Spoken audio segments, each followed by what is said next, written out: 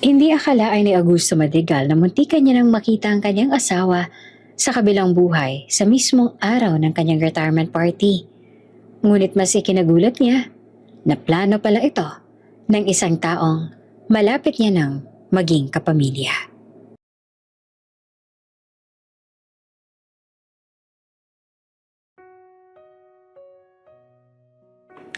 Hindi akalain ni Augusto Madrigal na muntikan niya nang makita ang kanyang asawa sa kabilang buhay sa mismong araw ng kanyang retirement party. Ngunit mas ikinagulat niya na plano pala ito ng isang taong malapit niya nang maging pamilya. Sa gitna ng nagagandahang gayak, nakaupo si Augusto sa presidential table. Bumubuhos ang pagbati sa matanda dahil pinagdiriwang nila ang kanyang pagre-retiro. Si Augusto Madrigal ay ang present CEO ng Taller Uno Corporation, isang automotive company na nag-umpisa sa kanilang munting garahe noong araw. At dahil sa sipag at tiyaga, haluan na rin ng kaunting swerte, ay lumago ito at naging isang malaking kumpanya na nakilala sa bansa. Gusting, kumpare! Bati ni Ricardo kay Augusto na matalik niyang kaibigan. Ricardo, mabuti naman at nakadalo ka. Nagagalak naman itong bati sa kaibigan. Siniko ni Ricardo si Augusto matapos silang magyakap. Gusting naman. Ricky ang itawag mo sa akin. Nakakahiya sa mga makakarinig. At sabay silang tumawa. Tumakas ang dalawa sa dami ng tao. Tumayo sa isang sulok at doon nagkwentuhan. Sa kanilang pwesto ay halos tanaw nila ang lahat. Nalulunod na kasi si Augusto sa atensyong kaniyang nakukuha. Akala ko ba ayaw mo ng ganitong mga party? Bakit ngayon sobrang ingrande ata ng retirement party mo? Usisa ni Ricardo habang hawak ang isang baso ng juice sa kanyang kamay. Napakamot ng kanyang ulo si Augusto. Tunay ang sinabi ng kanyang kaibigan ngunit hindi niya mahindian ang anak na si Enzo. Nais lang naman sana nitong magpunta na sa probinsya, sa kanilang lumang bahay, kung saan siya nagsimulang maging mekaniko. Dalawin ang puntod ng namayapang asawa at pag naayos niya na lahat ay mamamalagi na siya doon. Magkaroon ng simpleng buhay, magtanim ng gulay o hindi kaya magkumpuni ng sirang sasakyan bilang libangan. Pagod na siya sa ingay ng syudad, pagsusuot ng mainit na coat at humarap sa mga meetings. Gusto niya nang ipaubaya ang mga bagay na yon sa kanyang nag-iisang anak na si Enzo. Oo, ayoko na nga ng ganito. Kaso mapilit tong inaanak mo si Enzo. Gusto raw niyang maging memorable ang pagre-retiro ko kaya heto, nagdao sila ng engranteng party. Lumapit si Augusto sa kaibigan upang bumulong. Pero malaking hinala ko, si Natalia lang ang may gusto ng lahat ng to. Ang kasintahan ni Enzo na ubod ng sosyal. Gusting, saway naman na Ricardo na may halong gulat. Tingnan mo to, malay mo naman 'di ba? Plano talaga to ni Enzo. At teka nga, hanggang ngayon ba ay ayaw mo pa rin kay Natalia? Hindi ba't matagal na silang magkasintahan? Bakit ngayon ay ayaw mo pa rin sa kanya? Mukha naman siyang, maganda siya. At nakabuka lang ang bibig na Ricardo. Ngunit wala na siyang madugtong na salita. Nang mga oras ding yon ay natatanaw nila si Natalia at Enzo. Nakikihalubilo sa mga bisita. May pilit na tawa si Natalia at papuring hindi mo alam kung tunay. Tunay na maganda si Natalia. Tulad ng sinabi ni Ricardo, dagdagan pa ng kolorete niya sa mukha. Ngunit sa hindi maipaliwanag na dahilan, una pa lang ay hindi na siya gusto ni Augusto para sa anak. Sa kabila ng hindi niya pagsang-ayon sa relasyon ng dalawa, na si Ricardo lang nakakaalam, ay malugod niya pa rin tinanggap si Natalia bilang kasintahan ng anak. Habang nakatanaw ang dalawa sa magkasintahan, kita nilang nakasunod si Enzo kay Natalia. Walang imik, panay lang ang ngiti. Oh, bakit wala ka na masabi bukod sa maganda siya? At tingnan mo si Enzo, halatang napipilitan lang na sumunod sa kanya. Ay, ewan ko ba sa batang yan, ginayuma ata ng Natalia na yan. Kumpare naman, hindi naman sa ganon. Pero sige, oo, inaamin ko. Ganda lang ang meron si Natalia at pagiging sosyal niya. Kaso may magagawa ka ba? Kaya mo bang hadlangan ang pagmamahalan nila?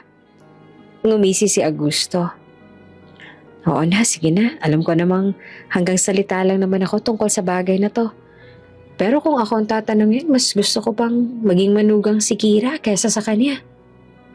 Si Kira Batumbakal, isa sa mga janitress ng kumpanya ni Augusto. Masipag at magalang, matalinong bata. May angking ganda na hindi pang karaniwan. Kahit nakasuot ito ng uniformeng pang janitress, ay umaangat pa rin ang likas nitong ganda. Idagdag pa ang busilak nitong puso na mas nagbibigay sa kanya ng ganda. Ngunit dahil sa hirap ng buhay, napilitan itong lumuwas sa syudad upang makipagsapalaran.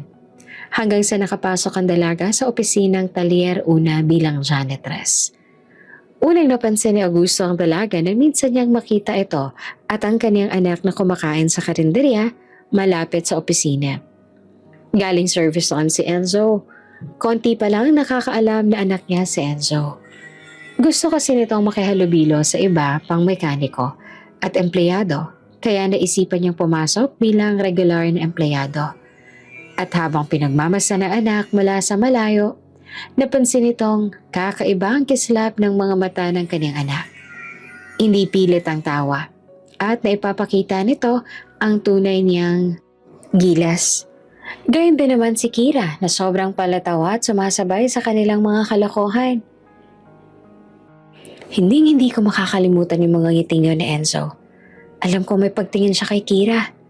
Pero dahil nga nabubulagan siya kay Natalia at magkasintahan na sila ng mga panahong yon, natatabunan ang pagtingin niya kay Kira. Matamlay na sabi ni Augusto. Baka imahinasyon mo lang yan, kumpare. Dahil ayaw mo nga talaga kay Natalia. Hayaan na lang natin sa mga bata ang problemang yan. Mas mabuti pa, i-enjoy mo na lang ang party mo. Malay mo makakita ka ng hahalili kay kumare. Biro pa ni Ricardo. Ngumisi si Augusto at binatukan ng kaibigan. Habang masayang nagkakwentuhan ng magkaibigan, ay sobrang abala na ni Natalia sa pag-aasikaso sa mga bisita. Napakaswerte naman ni Augusto dahil may manugang siyang sobrang ganda at maasikaso. May kapatid ka bang o pinsan na katulad mo? Pwede mo bang ipakilala sa akin para naman mareto ko sa anak ko? Biro ng isa sa mga bisitang babae. Naho tita, nag-iisa lang po ako at swerte po talaga sa akin si Papa Augusto at Enzo dahil wala na silang mahahanap na katulad ko. Hindi ba, Han? Ha? Tila hindi naman nakikinig si Enzo sa usapan ng dalawa. Bumakas sa mukha ni Natalia ang pagkadismaya dahil tila lumilipad ang isipan ng kasintahan. Gusto na kasi niyang matapos ang party dahil pakiramdam niya ay hinihigop ng mga panauhin ng kanyang lakas. Upang maisalba ang kasintahan sa kahihiyan, ay ngumite ng walang kasing tamis si Natalia sa kanilang kausap. Humawak sa braso ni Enzo at bahagyang bumulong. Han naman, please, focus. Mga future investors natin ang mga to, kaya dapat magpa-impress ka sa kanila. Purihin mo sila ng kahit ano. Kahit hindi totoo, makipagbulahan ka. Remember, ikaw ang magiging face ng company, kaya dapat masanay ka na sa mga ganito. Impit na sabi ni Natalia. Napabuntong hininga na lang si Enzo. Napansin nito ang kanilang kausap at salitang silang tiningnan. Is there a problem? Tanong nito. Wala po ma'am. It's nice meeting you po. Ngumiti naman si Enzo at bumaling kay Natalia. Kuha lang ako ng drinks. Paalam ni Enzo. Bumaling si Natalia sa direksyon ni Enzo. Nakalitalikod ito sa bisita. Napapikit na lang habang nakakuyumpis ang kanang kamao. Nanggigigil sa ines dahil sa asta ni Enzo sa bisita. Ngunit kailangan niyang kumalma. Mahaba pa ang gabi. Nagkibit balikat na lang si Enzo at kumuha ng maiinom. Si Natalia ay babaeng pinapangarap ni Enzo noon pa man. Nasa pareho silang kurso noon. Business Management sa isang sikat na universidad. Tila anghel si Natalia na bumaba sa lupa sa mga mata ni Enzo. Sikat si Natalia kahit sa iba pang kurso. Maraming humahanga sa kanya at isa na siya sa mga ito. Kaya naman noong nagkaroon siya ng pagkakataong magpakilala kay Natalia at manligaw, ay ginawa niya ang lahat upang siya ay mapansin ito. Nagbunga naman ang panliligaw ni Enzo at naging magkasintahan sila ni Natalia. Subalit may mga nagsasabing ginagamit lang siya ni Natalia dahil sa kanyang yaman. Hindi niya ito pinakinggan dahil mas nananaig ang pagmamahal niya kay Natalia sa kabila ng kanilang kuro-kuro. Naging bulag si Enzo sa mga komentong yon. Siya ang buhay na pruweba na bulag ang pag-ibig. Dahil kahit mali, kahit hindi niya gusto, wag lang mawala si Natalia, ay pikit mata niyang gagawin ang lahat ng gusto nito. Nasa may cocktail section na noon si Enzo. Pinagmamasa ng makukulay na inumin. Nililibang ang sarili. Ayaw pa niyang bumalik sa kinaroroonan ni Natalia dahil paniguradong may kausap na naman itong mayamang negosyante na hindi niya kilala. Bumuga ng hangin sa kanyang bibig si Enzo, kaya naman ang buhok niya sa noo ay tumaas. Si Sir, naiinip na. Isang tinig ang kanyang narinig. Tinig ni Kira na kinukuha ang mga basong walang laman sa kanyang tabi. Masyado bang halata? Tumango si Kira. Hindi tumitingin ang dalawa sa mata ng isa't isa. Nakatingin sila sa mesa at magkatabi lang.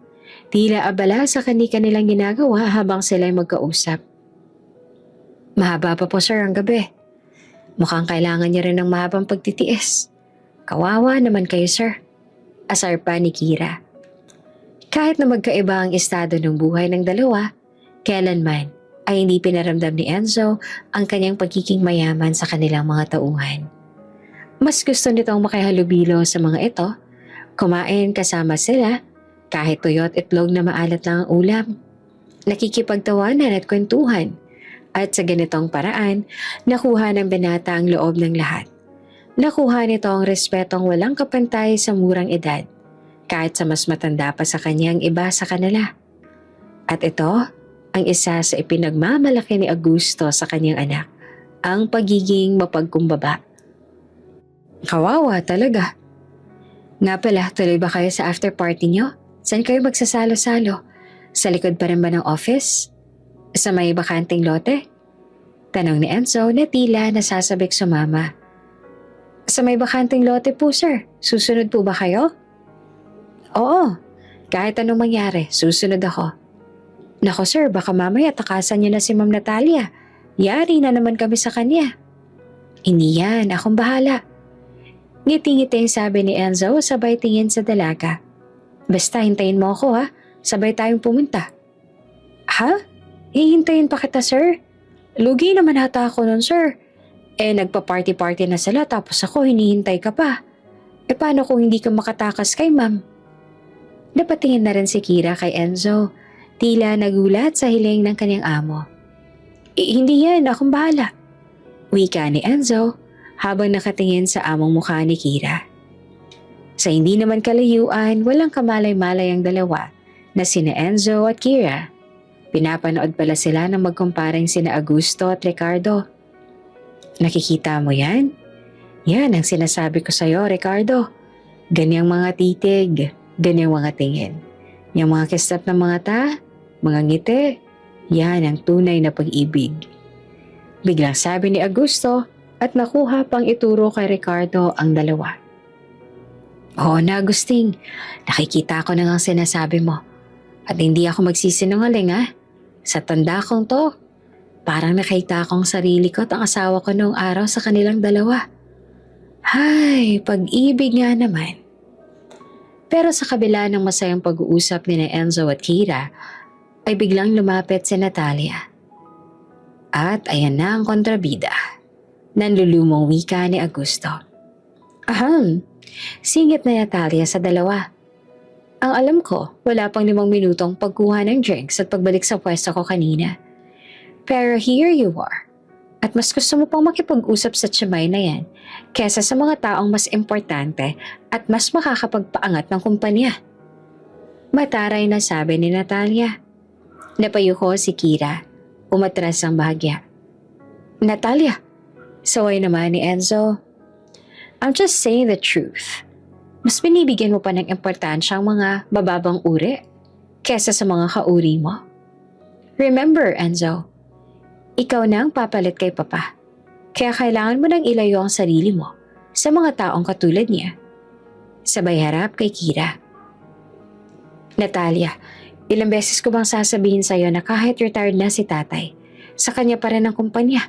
Empleyado pa rin ako. Walang magbabago doon. Katwiran naman ni Enzo. Dito pa ba talaga natin pagtatalunan to? May I remind you that you're the only son of Augusto Madrigal, one of the richest business tycoons in the country, one of the billionaire personalities. Lahat ng to ay sa'yo. So please lang umayos ka para to sa future natin. Okay, fine. Halata sa tono ng boses ni Enzo na lubos lang siyang napipilitan. Ngunit dahil mahal niya si Natalia, ay tuluyan na siyang naging sunod-sunuran. Nakatitig lang noon si Kira sa dalawa. Hindi niya kasi alam kung paano pagagalaw habang sila ay nasa gitna ng pagtatalo. Anong tinitingin-tingin mo dyan? Alis! Shoo! Utos ni Natalia kay Kira at winasiwas pa nito ang kanyang kamay na para bang nagpapaalis ng aso. Parang robot na naglakad si Kira at lumayo sa dalawa. Natalia, ano ba? Pwede mo namang sabihin ng maayos si Kira, hindi yung parang alipin mo siya na pinapaalis. Sita ni Enzo. Enzo, alipin naman talaga natin siya, diba? Utusan, katulong, janitress. Hindi ba? Matuto kasi siyang lumugar. Masyado ka nang inaabuso ng babaeng yun. I'm just protecting you. Habang naglalakad palayo sa magkasintahan, hindi man lumuluhay na saktan si Kira. Alam niyang malayo ang agwat ng estado ng buhay nila. Ngunit, tao rin naman siya. Pati na rin ang iba pang empleyado ng kumpanya. Hindi niya lubos maisip kung paanong nagugustuhan ni Enzo ang isang tulad ni Natalia. Ngunit kahit anong isip niya, ay wala rin namang mangyayari dahil sila ang magkasintahan. Nakita ko, umeksena na naman si Madam Natalia sa pag-uusap niyo ni Sir. Wika ni Marites. Isa rin siyang janitress na katulad ni Kira. Ngumisi lang si Kira at inilapag sa mesa ang mga basong walang laman. Alam mo, marami pa tayong gagawin. At yun ang atupagan mo, okay? Tara na, bago pa tayo maispatan ni Madam. Alam mo namang mainit ang mata sa akin nun. Aya ni Kira. Bukod sa pagiging mata pobre, hindi alam ni Kira kung ano bang meron sa kanya at palagi na lang siyang pinag-iinitan ni Natalia. Dahil ba malapit sila ni Enzo? Ngunit kung tutuusin, patas at pantay lang naman ang trato ni Enzo sa kanilang lahat. Nagkataon lang na hindi nalalayo ang kanilang edad at maraming bagay silang pinagkakasunduan. Noon pa man ay dumidistansya na rin si Kira kay Enzo para lang din sa ikakatahimik ng lahat. Ngunit anong magagawa niya kung si Enzo mismo humiling na sana ay huwag siyang iwasan dahil si Kira ang tanging nagdurugtong sa kanya sa iba pang empleyado ng kumpanya. Hay Kira, ang isipin mo na lang hindi naman si Madam Natalia ang boss mo. Oo, kasintahan siya ni Sir Enzo, pero hanggat si Sir Augusto ang may-ari ng kumpanya, protektado kaming lahat. Wika nito sa kanyang isipan. Ipinagpatuloy ni Kira ang pagtatrabaho. Sa kanyang pag-ikot, natanaw niya si Augusto at Ricardo. Masaya nagkakwentuhan. Sumilay ang ngiti sa kanilang labi. Dahil natutuwa siyang makita ang dalawang matanda na tumatawa sa isang sulok. Naisip na itong nagkukwentuhan ng dalawa tungkol sa kanilang kabataan tulad ng ginagawa ng ibang matatanda tuwing sila ay nagkikita. Nasa kanto siya noon ng mesa nang biglang nahulog ang tinidor sa kanyang tray. Kaya naman, dali-dali niya itong kinuha sa baba. Sa kanyang pagyuko ay siyang pagdating naman ni Natalia. Hindi kalayuan sa kanya. This is a perfect timing. Mahinang wika ni Natalia. Sabay bunot ng maliit na ziplock sa kanyang bulsa. Lumingaling niya ito. Kumuha ng isang basong juice. Tinaktak ang puting pulbos na laman ng ziplock sa baso. Ano yun? Wika ni Kira sa kanyang isipan. habang pinagmamasdan ang ginagawa ni Natalia mula sa kanyang pwesto. Nang naitaktak na ni Natalia ang laman ng Ziploc, ay dumampot ito ng kutsara at hinalo ang juice para matunaw ang pulbos na kanyang inilagay. Habang ginagawa niya ito, ay panay din ang ngiti niya sa mga taong dumaraan, sabay tinatakpan ng baso. Lahat ng ito ay nakita ni Kira. Sa hindi malaman na dahilan, ay kumabog ang kanyang dibdib. At nang nakaalis na si Natalia ay saka ito tumayo. Maingat niyang sinundan si Natalia habang nakamasid sa baso nitong hawak. Papa, bakit naman po kayo nandyan? This is your party. Dapat nakikahalubilo po kayo sa bisita. Ani ni Natalia. Napatingin si Ricardo sa kaibigan. Gusto niyang tumawa ngunit kanya itong pinigilan. Hindi naman sa pagiging makaluma ngunit sa kanilang edad, medyo nakakawalang respeto ang sinabi ni Natalia. Ang dating kasi ay para siya itong inuutusan. Natalia, pasensya na. Hindi kasi talaga ako sanay sa mga ganitong okasyon. Hayaan mo na lang dito kami ni Ricardo. Mahinahong sagot pa ni Augusto. Okay, Papa. Heto, dinalang kita ng juice. Baka nauuhaw ka na. Sabay abot ng juice. Agad naman ito ang kinuha ni Augusto. Sa totoo lang ay hindi naman siya nauuhaw. Ngunit ayaw naman niyang mapahiya si Natalia. Matapos magpasalamat, ay hinawakan lang nito ang baso. Hindi pa nun umaalis si Natalia. At pilit na gumagawa ng usapan nilang tatlo. Sana naman hindi tama tong kutob ko. Sana nag-overthink lang ako o nag-e-ilusyon. Pero kahit na ganun, kailangan kong makuha ang baso niyon sa ikakatahimik ng utak ko. Sambit ni Kira. Sa kanyang isip, habang nakatanaw ito sa tatlo. Abot langit ang dasal ni Kira na huwag dumampi ang labi ni Augusto sa baso. Sabay nag-iisip kung paanong makukuha ang atensyon ni Natalia. Minuto pa lang lumipas at hindi na nakatiis si Kira. Excuse me po, Madam Natalia, hanap po kayo ni Sir Enzo. Nasa may balcony po siya. Ani ni Kira. Bigla namang tumaas ang kilay ni Natalia. At talagang sa'yo pa niya ako pinahanap? Nagkatinginan sina Augusto at Ricardo. Naramdaman nila ang pagkaaburido ni Natalia. Hindi na sumagot si Kira. Gusto niyang sulyapan ang basong hawak ni Augusto, ngunit nangangamba itong makahalata si Natalia. Whatever. Ang inis sa mukha ay napalitan ng ngiti nang humarap ito kina Augusto. Please excuse me. Hinahanap na pala ako ng fiancé ko. Papa, please enjoy the party. We did this to make you happy. Sabay halik sa pisngi ni Augusto. Bago umalis ay inirapan pa nito si Kira. Natulala naman ang magkaibigan. At si Kira, titig na titig sa basong hawak ng kanyang amo. Kumpare, hindi ko alam na engaged na pala ang inaanak ko. Tanong ni Ricardo. Huwag kang mag-alala kumpare. Kahit ako nga ay nagulat. O baka imahinasyon niya lang yun. Birong sabi ni Augusto. Bigla tuloy akong nauuhaw sa sinabi ni Natalia. Nanlaki ang mga mata ni Kira. Kaya naman bigla niyang tinawag si Augusto upang pigilin. Sir. Bahagyang mahina. Upang hindi marinig na Natalia. Ngunit siniguro nitong marinig siya ni Augusto. Nahinto naman si Augusto sa pag-inom kung kaya't nakahinga ng maluwag si Kira. Bakit? Sir, gusto niyo po bang ikuha ko na lang kayo ng tubig? Mas nakakapatiduhaw po yun kaysa sa juice. Sige, mas maigi pa nga. Nakangiting sabi ni Augusto.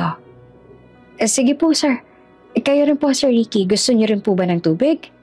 Alok ni Kira. Natutuwa ang dalawang matanda sa pag-aasikaso sa kanila ni Kira. Naiintindihan na ngayon ni Ricardo kung bakit ganun na lang kagusto ni Augusto si Kira para sa kanyang anak. Matapos bigyan ng tubig ang dalawang matanda, ay agad na pumunta si Kira sa may dirty kitchen. Hawak ang baso ng juice ay inilapit niya yon sa kanyang ilong. May bahagya siyang naaamoy. Parang lupa at pamilyar ito sa kanya. Ngunit dahil sa matamis na amoy ng juice, hindi niya maiwasang magdalawang isip. Ganitong amoy yung ginagamit namin sa bukid noon. Pero hindi ako sigurado. O baka naman imahinasyon ko lang to. Pero Ano kaya talaga yung nilagay ni Madam? Nito sa kanyang sarili. Pinag-isipan niyang tikman ng juice. Subalit nagulat si Kira dahil may pusang humilig sa kanyang binte kaya naman nabitawan ng dalaga ang baso.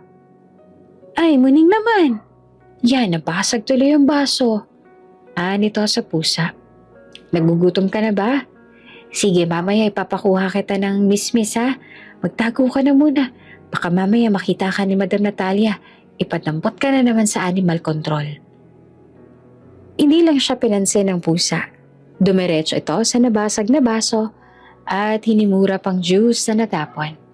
Napailing na lang si Kira. Matapos ay kumuha ito ng walis at basahan upang ligpitin ang nabasag na baso.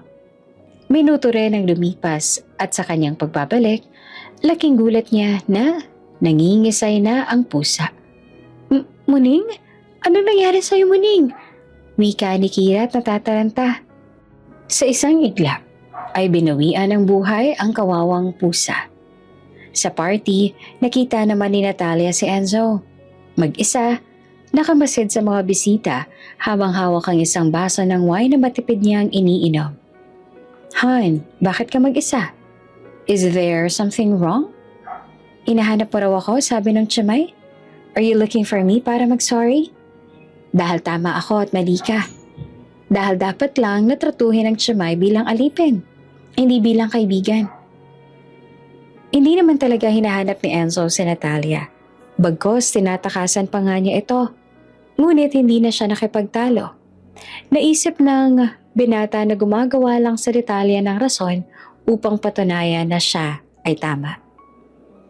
Okay. Kung yun ang tingin mo ay tama, fine. Alam ko namang hindi ako mananalo sa'yo. Pero please, hear me out, Natalia. Malaki ang utang na loob namin sa mga katulad ni Kira.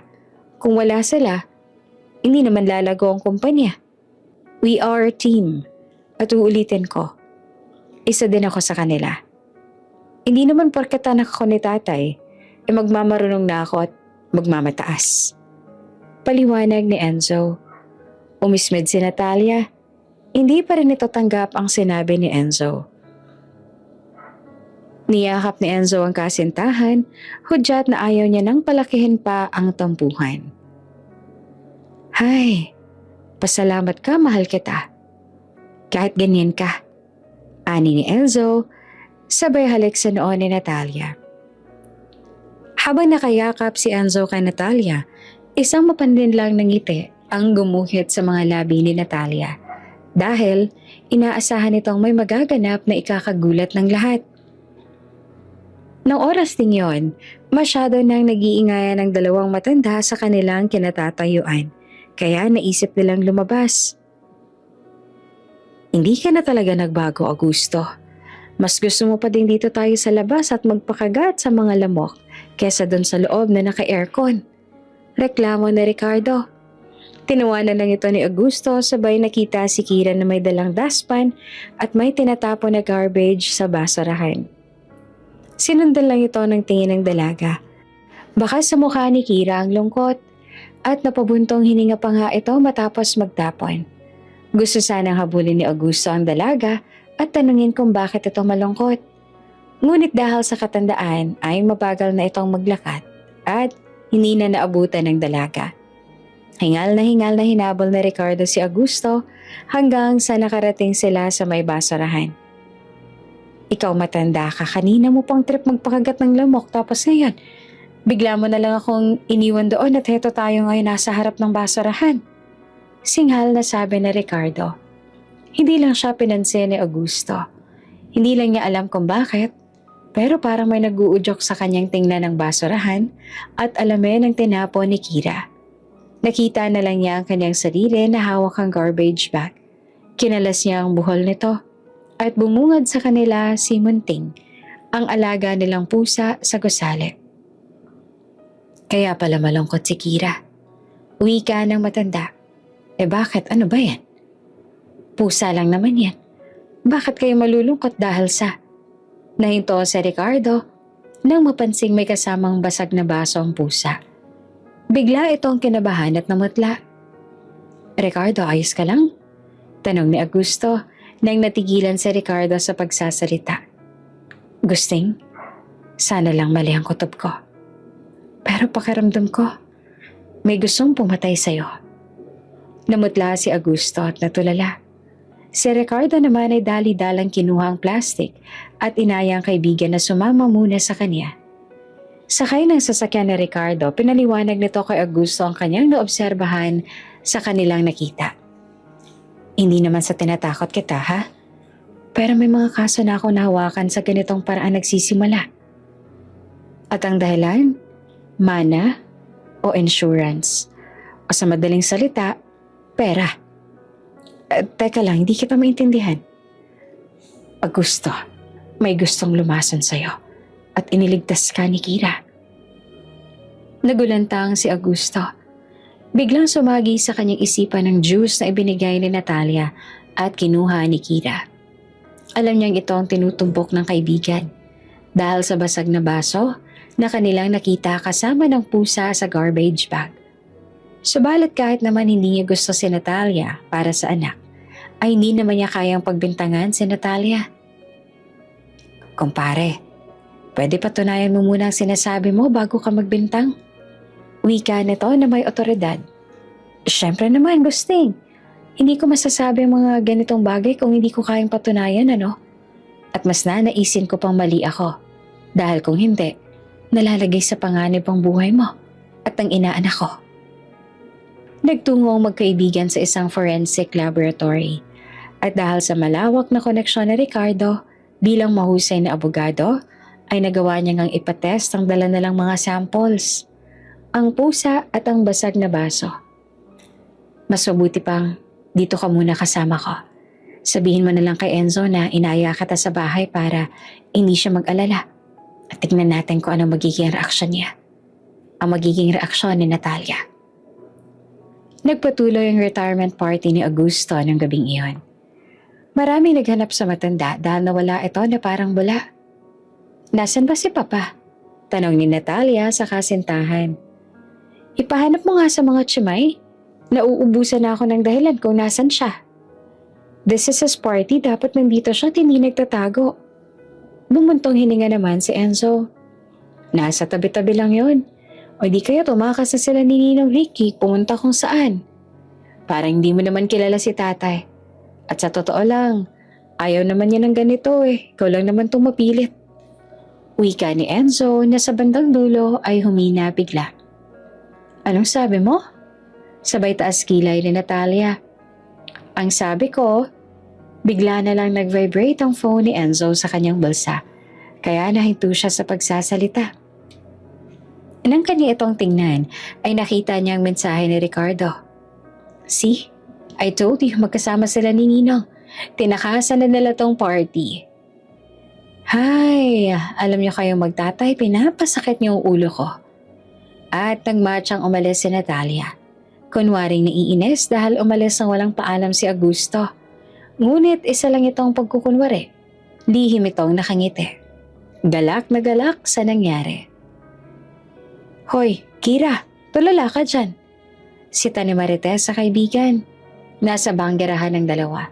Naguhugas ng gabundok na plato, kaldero at kung ano-ano pang hugasin. Bumuntong hininga lang si Kira at muling tumulala. Nakasawsaw lang kamay sa bumubulang lababo. Ano, ako lang maghuhugas sa mga plato. Pare-pareho tayo ng sahod. Baka naman Kira batong bakal. Singhal na sabi ni Marites. Oo na, ito na, maghuhugas na po. Usal ng dalaga nang marinig ang pagsinghal ng kaibigan.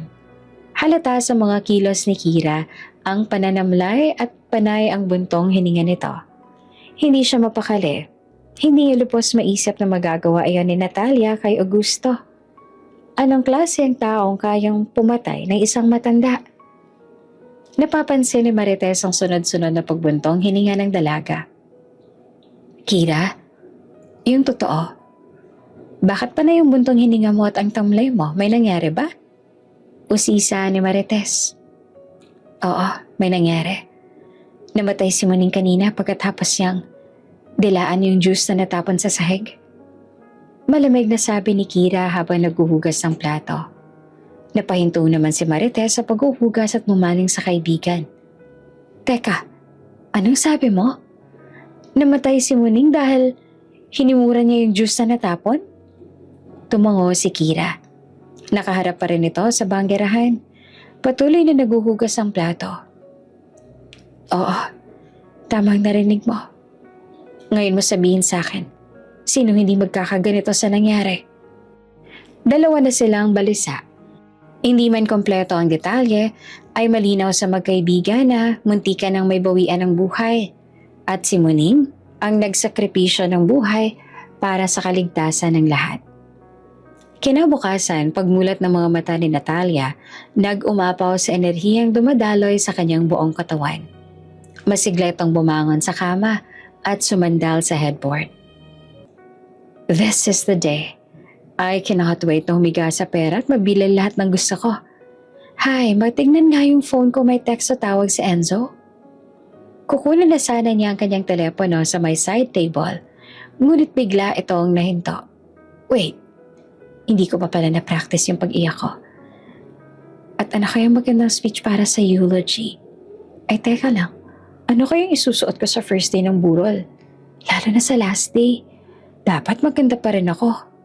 Taranta nito ang sabi.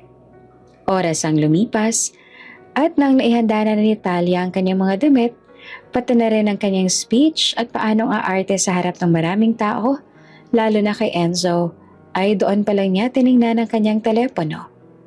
Laking gulat niya dahil ang mensaheng kanyang nababasa ay mga update lang ni Enzo sa kanyang ginagawa. Good morning, hon. Nasa work na ako, hon.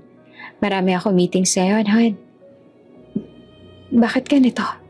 Anong nangyari? Pagtataka nito. Nang umaga rin yon, magkasama pa rin ang dalawang matanda. Sabay na nagkakape sa Teresa ng bahay ni Ricardo. Namamahay ka ba, Agustin? Mukhang dilat ka magdamaga. Tanong na Ricardo. Bumuntong hininga si Augusto at napailing. Halata sa mukha ang pagkabalisa at lalim ng mga mata dala ng puyat. Sana nga Ricardo na mamahay lang ako. Kaso hindi. Magdamag kong iniisip kung bakit. Bakit ako? Nag-aalala tuloy ako sa anak ko. Gusting espekulasyon pa lang naman ang lahat. Sabi ko nga sa'yo, diba? Sana lang mali ako.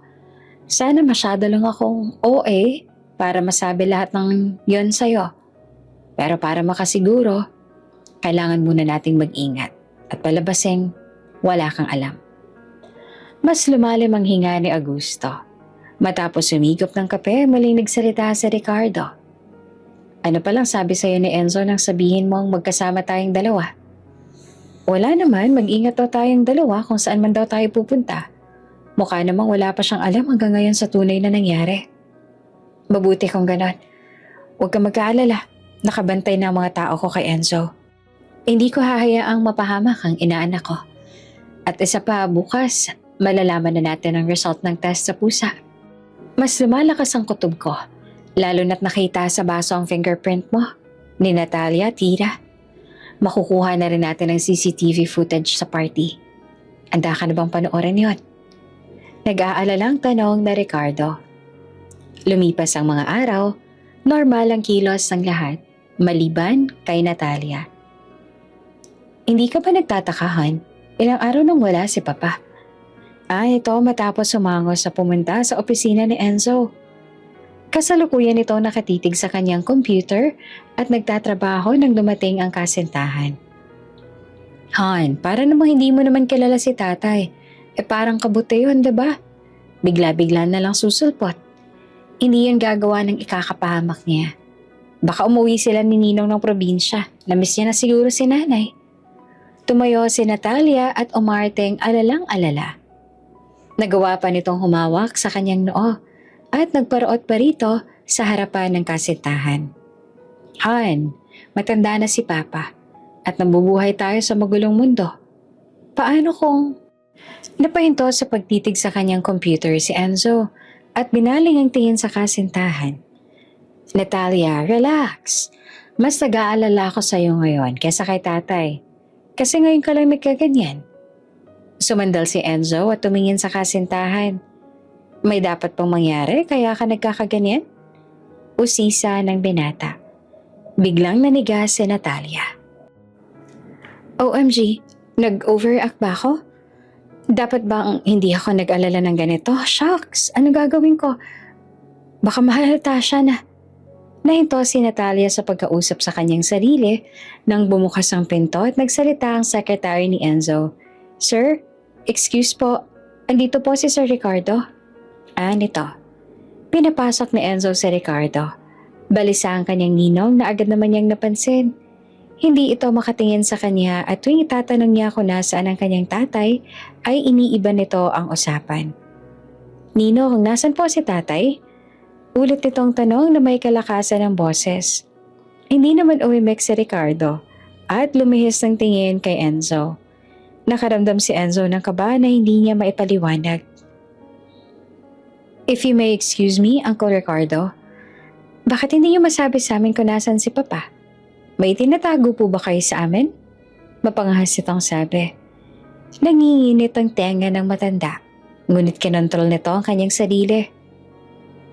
Mas mabuti pang sumama na lang kayo sa akin. Nito na tahimik at tumayo at lumabas ang silid. Nang minutong yon ay nablangko ang isipan ni Enzo. Hindi niya alam kung bakit. Parang may pumipiga sa kanyang baga. Tila sinuntok ang kanyang sikmura. Hindi ito namalaya na siya'y namumutla na at nakatitig na lang sa kawalan. Han? Han? Paulit-ulit na tawag ni Natalia. Doon lang bumalik sa ulirat si Enzo. Let's go. Gusto ko makita si tatay. Hinintay ni Ricardo ang dalawa hanggang sa makarating sila sa lobby ng gusali. Sumakay sa kanika nilang sasakyan at nakakonvoy ang sasakyan ni Enzo na sinakyan ni Ricardo. Oras din ang inabot nila sa daan hanggang sa nakarating sila sa lumang bahay ni Ricardo. May gayak itong mula sa labas hanggang sa loob, mga korona ng patay at mga puting ilaw. Ninong? Nanginginig ang tinig ni Enzo. Lalo itong nawala ng kulay at nakaramdam na rin ng hilo. Muli ay hindi sila inimik ni Ricardo at diretso lang ito sa loob. Naiwan sa harap ng gate ang magkasintahan. Hindi naman makahakbang si Enzo. Parang anumang sandali ay mawawalan siya ng malay. Han, I'm here. Just be strong. Wika ni Natalia at nakaalalay pa rin sa kasintahan. Papasok na dapat si Enzo nang isang tinig ang kanyang narinig. Sa loob ng isang kwarto, nakabihis ng magandang bestida si Kira. Nakaupo sa kama kasama niya si Marites. Nakatayo naman ito at pinagmamasan kung gaanong kaganda ang kanyang kaibigan. Pero pakiramdam ko, malaking gulo tong papasukin ko. At bakit naman si dinami-dami ng babae, bakit ako? Tanong ni Kira sa kaibigan. Huminga ito ng malalim at tumabi sa kaibigan. Kasi ikaw ang tamang babae para sa kanya. At alam nating dalawa na pangarap mo rin to. Hindi nga lang natin akalain na magkakatotoo. Nakatulala si Natalia. Katabi nito si Enzo. At nasa harap niya ang dalawang matanda. Sina Augusto at Ricardo. Ang kaninang kaba ay bigla nang naglaho sa puso ni Enzo. Ang bahay pala na kanilang tinigilan kanina ay hindi kay Ricardo. At nang nakaburol sa bahay na yon ay kakilala ng dalawang matanda. Bakit boy pang matandang to? Anong nangyari? Teka, baka peke yung laso na napili ko. Pero hindi. Alam kong legit yan. Pero paano? Naghuhumiyaw ang isipan ni Natalia sa kakaisip kung bakit buhay pa si Augusto. Hindi na nito maintindihan ang pinag-uusapan ng tatlo nang biglang buksan ni Augusto ang usapan tungkol sa kanyang last will and testament. Agad namang umalma si Enzo. Tay, ayoko po ng ganyang usapan. Enzo anak, maikli lang ang buhay. At mas gusto kong ibigay sa iyo ang lahat-lahat ng meron ako bago ako mawala sa mundo. Total naman, hindi ko naman masasama ang pera at yaman ko sa kabilang buhay. Sabay siko at tawa nito sa katabing si Ricardo. Pero tay, Tikim na Ricardo. Actually, nakaayos ng lahat. Nais ko lang ipaalam sa'yo na sa oras na maikasal ka, kahit hindi pa namayapa ang iyong tatay, ay makukuha mo na ang lahat ng ari-arian niya. Ikaw na ang magiging may-ari ng Talyer Uno. 10 pa ng lahat ng yaman ni Augusto. Ikaw at ang iyong mapapangasawa. Nanlaki ang mga mata ni Natalia. Naisip nitong, ayos lang pala kahit hindi niya nagawang patayin si Augusto. Sa huli, ay kakampi pa rin niya ang tadhana at mapapasa kanya pa rin ang lahat ng pera ng mag-ama. I'll call my friend. Isa siya sa best wedding coordinator. Kaya niyang iayos ang kasal namin ni Enzo in weeks. Hindi na nito napigilan ng kasabikan. Ngumisi naman si Augusto. Hindi sa'yo, Iha. Kung hindi sa kanya. At lumabas si Kira sa silid na nasa kanilang likuran. Kira? Gulat na sabi ni Enzo. The janitress will be the first lady of my son. Anunsyo ni Augusto. May malaking ngiti sa mukha nito at halatang punong-puno ng galak. Kabaliktaran naman ito ng itsura ni Natalia na tila pinagbagsakan ng langit at lupa. But, Papa, ano ko? Paano ko? This cannot be. Wait, may ginawa ba sa'yo ang janitress na yan kaya ka nagsasabi ng ganyan? Tell me.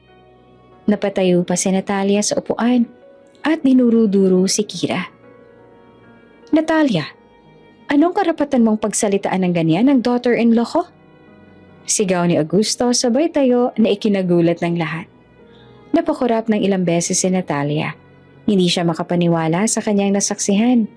Gayun din naman si Enzo, na gulong-gulo na sa mga nangyayari. Gusting, maupo ka nga. Hinatak naman ni Ricardo ang kaibigan. Kira, Marites, maupo na rin kayo. Utos pa nito. Sumunod naman ang dalawa. Halata ang tensyon sa paligid.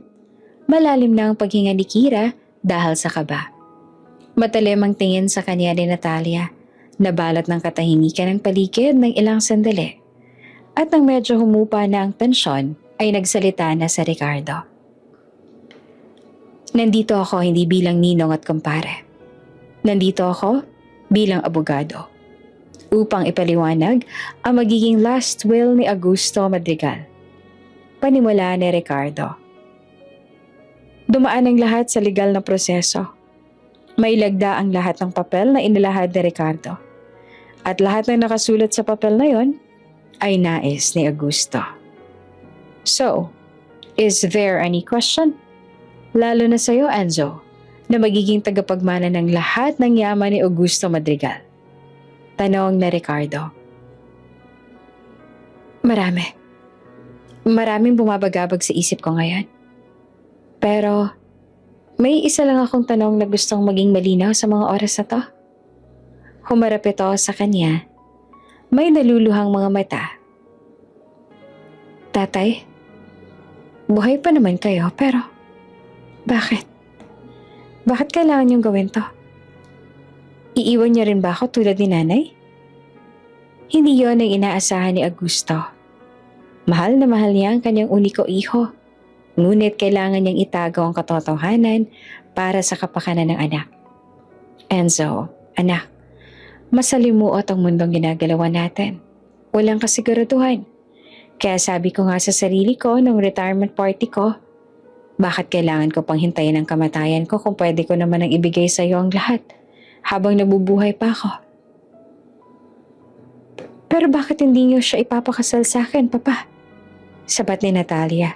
I'm his girlfriend. Napatingin ang lahat kay Natalia. Am I right? Bigla itong nahiya sa kanyang ginawa. Yun naman ang tama dahil kami naman ang magkasintahan, nagmamahalan. At hindi naman sila ng muchachang yan. Ricardo, palabasin mo na nga ang babaeng yan dito. Ayoko siya makita. Impet na sabi ni Augusto sa kaibigan. Okay. Your wish is my command. Tumayo na si Ricardo at inaya nang lumabas si Natalia. But why am I part of this family? And so ano, uupo ka na lang ba dyan? Hindi mo ba ako ipagtatanggol man lang? Sigaw ni Natalia. Nasa estado ng pagkagulat si Enzo. Mas nanaegang takot nitong mawala ang kanyang ama. Ngunit dahil sa iskandalong ginagawa ni Natalia, ay napilitan nitong unahin ang kasintahan. Ninong, pwede po bang sa ibang araw po natin ipagpatuloy yung usapang to? Tanong ni Enzo. Oo naman Enzo, anytime. Just call me kapag handa ka na. Umalis ang magkasintahan na may mabigat na loob si Natalia at magulong isipan si Enzo. Tahimik lamang si Enzo. Nilalamon ng takot dahil pakiramdam niya ay may tinatagong malubhang sakit ang ama. Natatakot na maging ulila. Wala naman siyang pakialam sa mana. Basta makasama pa niya ng matagal ang ama. Tila lumulutong na siya ng mga oras na yon. Ngunit iba na sa isip ni Natalia. Panay ang kanyang daing sa kasintahan. Mula paglabas hanggang sa sasakyan, ay panay ang reklamo nito dahil sa kasal na magaganap. I cannot believe this. Of all these years, hindi pa pala sapat kay Papa lahat ng ginagawa ko sa kanya? Mas pipiliin pa niya ang janitress na yun kesa sa akin? This cannot be. We have to do something. Dapat ako mapapangasawa mo para makuha ko ang Natalia, please stop. Sigaw ni Enzo. Nagulat naman si Natalia. Bigla siyang kinabahan. Hindi niya na napigilan ang kanyang bibig sa pagsasalita. Doon niya lang napagtanto na muntik niya nang masabi ang salitang yaman. I need your concern this time, Natalia. Please. Kahit ngayon lang. Mahal kita, alam mo yan, pero natatakot akong iwan ni tatay. Lumuluha ito ang sabi. Natigilan si Natalia. Shh, I'm here. Hindi kita iiwan, nandito lang ako. Wika nito at niyapos ang kasintahan. Sa loob ng bahay kung saan iiwan ang apat, tahimik na nakatingin sina Kira at Marites sa dalawang matanda. Alam ko ang napakalaking abala ang ginagawa ko, lalo na sa'yo, Kira.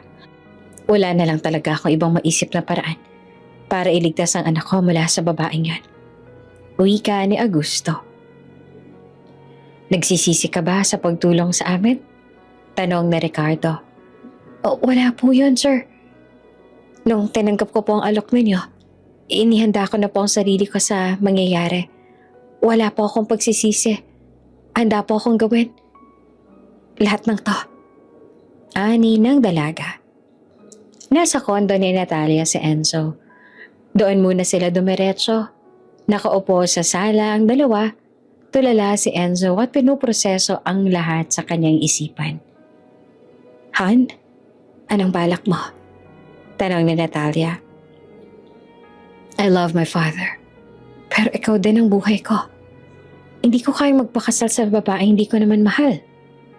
Wika ni Enzo. Sa sagot na iyon ay lihim ang paghinti ni Natalia dahil alam niyang hawak pa rin niya sa leeg ang binata. I know, pero ano bang mas nangingibabaw? Sunod na tanong nito. Gusto ko magpakasal. Pero hindi kay Kira. Kundi sa'yo. Wala naman akong pakialam sa yaman ni tatay. Biglang nahinto ang paghinga ni Natalia nang marinig ang sinabi ng kasintahan. Pakiramdam niya ay handang bitawan ni Enzo ang yaman upang siya ang mapakasalan. No! Bulala si Natalia. Kumunot naman ang noon ni Enzo. Bakas ang paghihinala. I mean, no dahil mas dapat mo unahin ang gusto ni Papa. Bawi nito.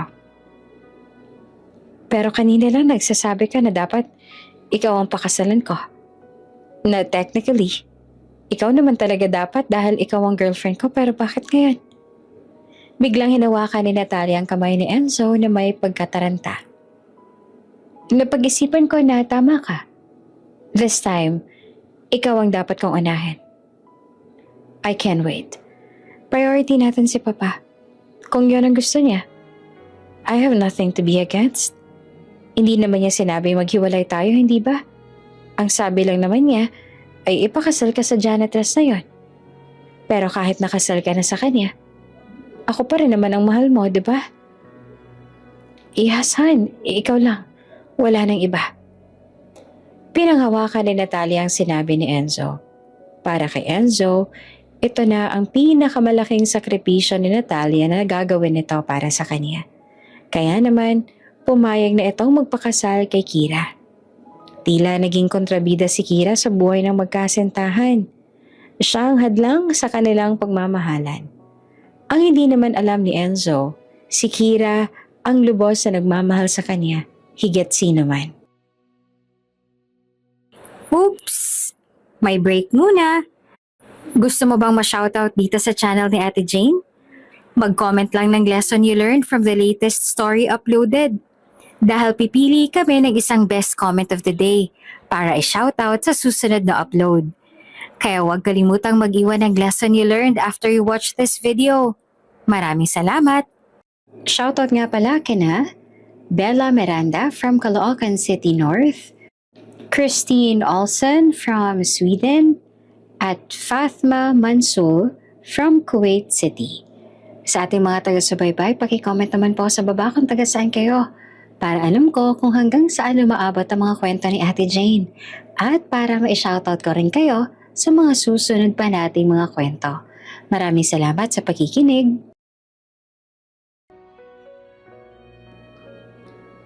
Okay ka lang, Kira? Kaya pa ba? Tanong ni Marites. Kakatapos lang nila sa isang meeting, kasama ang mga coordinators at wedding planner na kinuha ni Augusto upang kanilang makatuwang sa pag-aasikaso sa kasal. Nagiging maganda ang presentation, ngunit halata sa mukha ni Enzo na hindi ito interesado. Panay ang buntong hininga. Tumitig lang ito sa mga slides na pinapakita sa kanila. At sa huli, sasabihin na si Kira na ang bahala dahil kasal naman niya ito. Hindi na kilala ni Kira si Enzo. Tuluyan ang nasira ang kanilang pagkakaibigan. Oo naman, ayos lang ako. Medyo masakit lang yung mga salitang matanggap ko mula kay Enzo.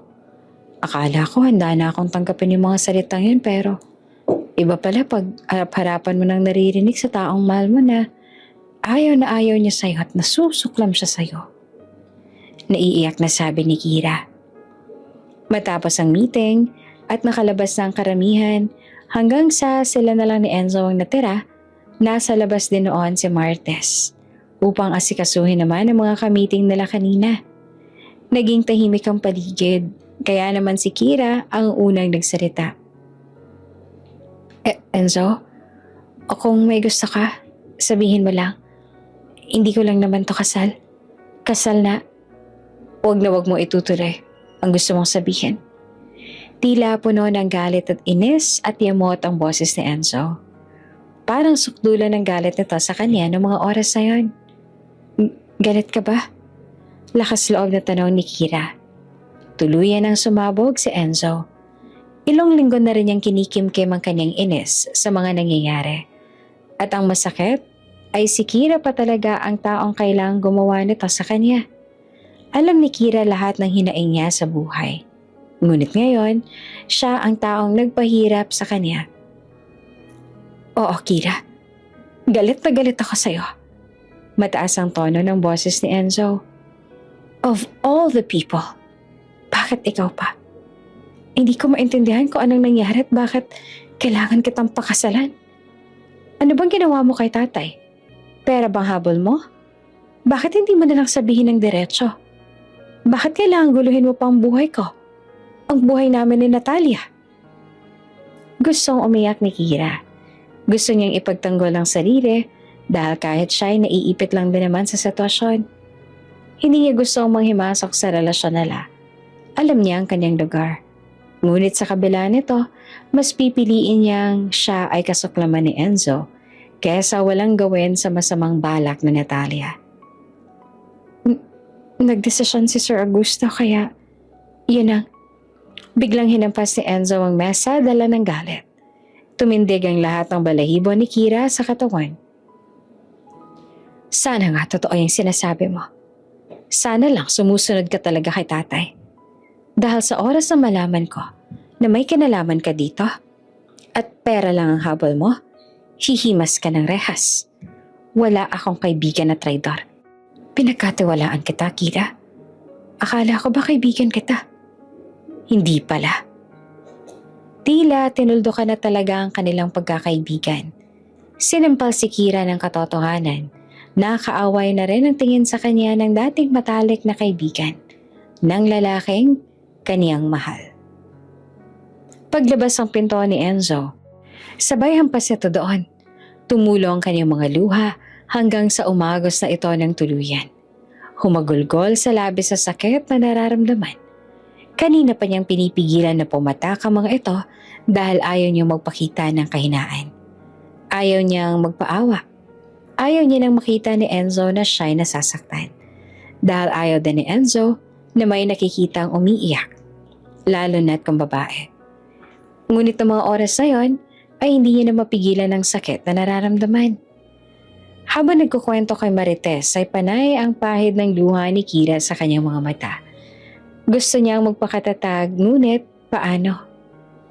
Hay, isipin mo na lang, pag nalaman ni Sir ang totoo, matatauhan din siya. Wala tayong magagawa.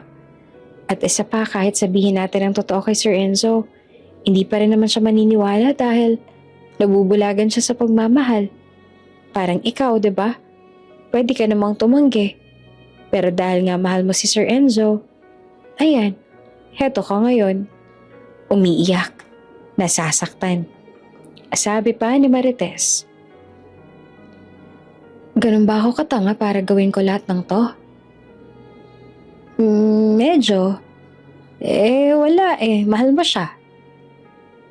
Ang kasal ng dalawa ay naging lihim sa lahat. Pakiusap ito ni Enzo bilang respeto na lang sa kasintahang si Natalia. Kaya naman patuloy pa rin ang buhay ni Kira bilang janitress sa kumpanya at ang relasyon ni Enzo at Natalia sa likod ni Augusto. Lihim na nagkikita ang dalawa. Minsan ay doon natutulog sa kondo ni Natalia ang binata. Bukod doon, hindi naman mapigilan minsan ni Natalia na magpunta pa rin sa opisina ni Enzo at magreyna-reynahan. Naging mailap ang dalawa sa isa't isa. Napansin naman ito ng mga kasamahan ni Kira. Kung dati ay laging hinahanap ni Enzo si Kira, ngayon ay namumutawi ng ines sa mukha ng binata tuwing maririnig ang pangalan ng dalaga. Isang umaga, hindi naging maganda ang gising ni Enzo dahil nagkaroon sila ng pagtatalo ni Natalia. Nagpumilit kasi si Natalia ang puntahan niya ito sa kondo na hindi naman niya magawa dahil sa dami ng trabaho. Ngunit hindi iyon maintindihan ng dalaga. Bagos, kung ano-ano pang sumbat ang sinabi sa kanya. Pagod na noon si Enzo. Gusto niya ng taong iintindi sa kanya. Hindi lang naman trabaho ang kanyang ginagawa. Kailangan niyang pagsabayan ng pag-aasikaso sa kasal at balansehin din ang oras niya kay Natalia na lihim niyang ginagawa. Tila nauubos na si Enzo ng mga oras na yon. Wala siyang ibang mapagsabihan. Dahil ang dati niyang hingahan ng sama ng loob ay si Kira, ngayon ay tinuturing niya ng traidor na kaibigan. Sir, magandang umaga po. Maglilinis lang po ako ng office ninyo. Paalam ni Kira kay Enzo. Dati abot ay nga ngiti ng bubungad kay Kira mula kay Enzo tuwing lilinisin niya ang opisina nito. At habang siya ay naglilinis ay nagkukwentuhan sila ng kung ano-ano. Ngunit ngayon, nakakabingi ang katahimikan. Tanging ugong ng aircon at tipa ni Enzo sa keyboard ang umalingaw-ngaw. Ingat na ingat si Kira sa kanyang pagkilos. Dahil pakiramdam niya anumang sandali, ay pupunahin ni Enzo ang lahat ng kanyang gagawin. Habang naglilinis si Kira, lihim niyang sinusulyapan ng binata. Papatagong pinagmamasan ang maamo nitong mukha na tila nababalot ng problema. Halata ang puyat sa kanyang mga mata. Nag-alala tuloy si Kira dahil kilala niya si Enzo. Sa ganitong sitwasyon ay nais nito ng kausap. Paghihingahan ng sama ng loob o hindi kaya tagapakinig ng kanyang kwento. Ngunit paano niya yung gagampanan kung may gahiganteng pader ng namamagitan sa kanilang dalawa? Hanggang sa matapos siyang maglinis at nagpaalam na sa binata. Sir, tapos na po ako maglinis. Alis na po ako. Pitpit ang kanyang mga gamit sa panglinis ay pumunta na si Kira sa may pinto. Palabas ito ng pinto, ngunit ni isang saryap ay hindi ginawa ni Enzo. Tutok pa rin ito sa kanyang computer at abala sa pagtatrabaho. Nanlumo si Kira. Hindi niya matiis na hindi mag-alala sa binata. Muli itong humarap kay Enzo at lakas loob na nagsalita. Sir, alam ko pong nagngingit-ngit po kayo sa galit sa akin pero huwag niyo naman po sanang pabayaan ang sarili ninyo.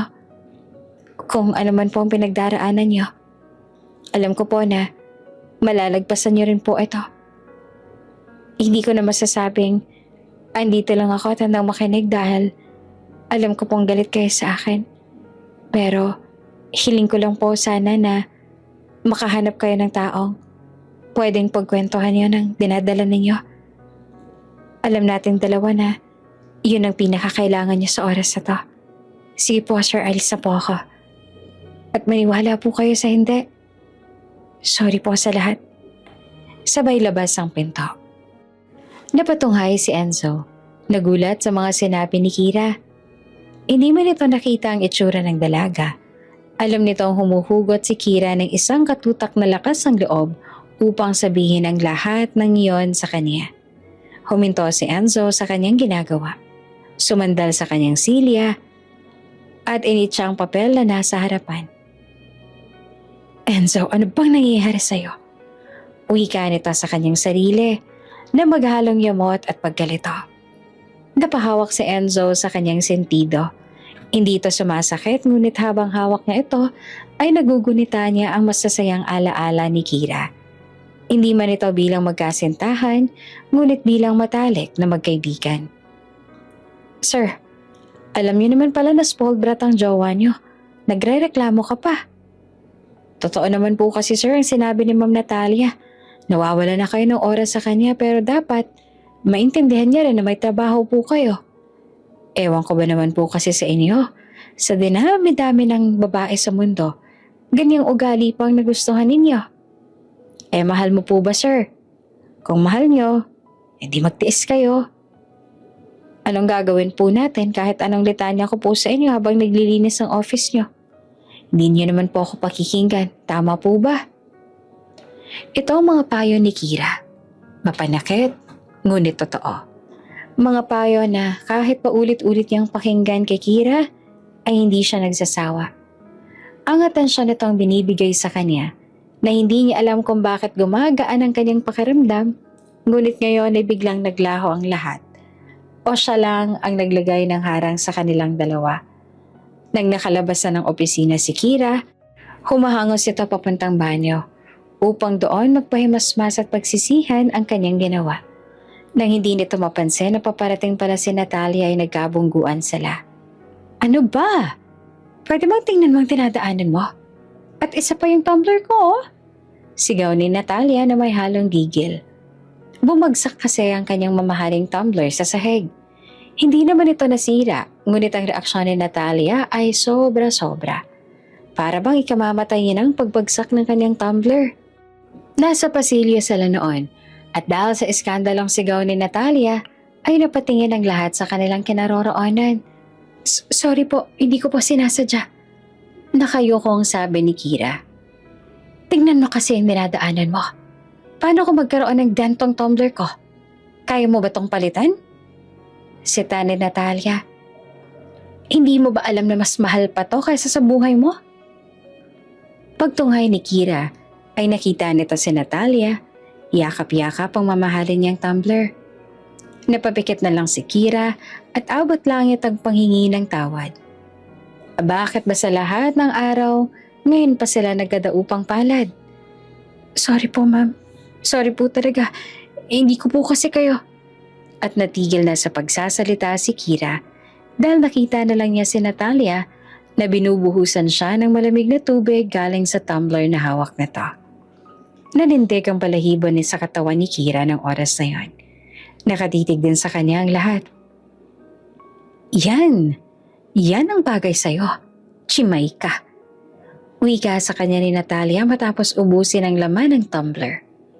Nang nakaganti na ito ay lumakad na ito pasulong na parang walang nangyari. At Iniwan si Kira na nakatayo. Napapikit na lang noon si Kira. Gusto na lang na magpakain sa lupa. Kaya ko pa kayang tagalan to? Nalulumo nito ang sabi sa kanyang sarili. Nabalitaan ni Marites ang nangyari.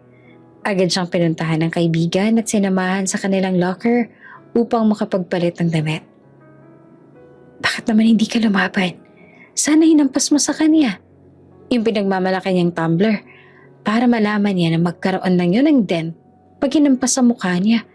Ang OA niya sa part na yun nakakagigil.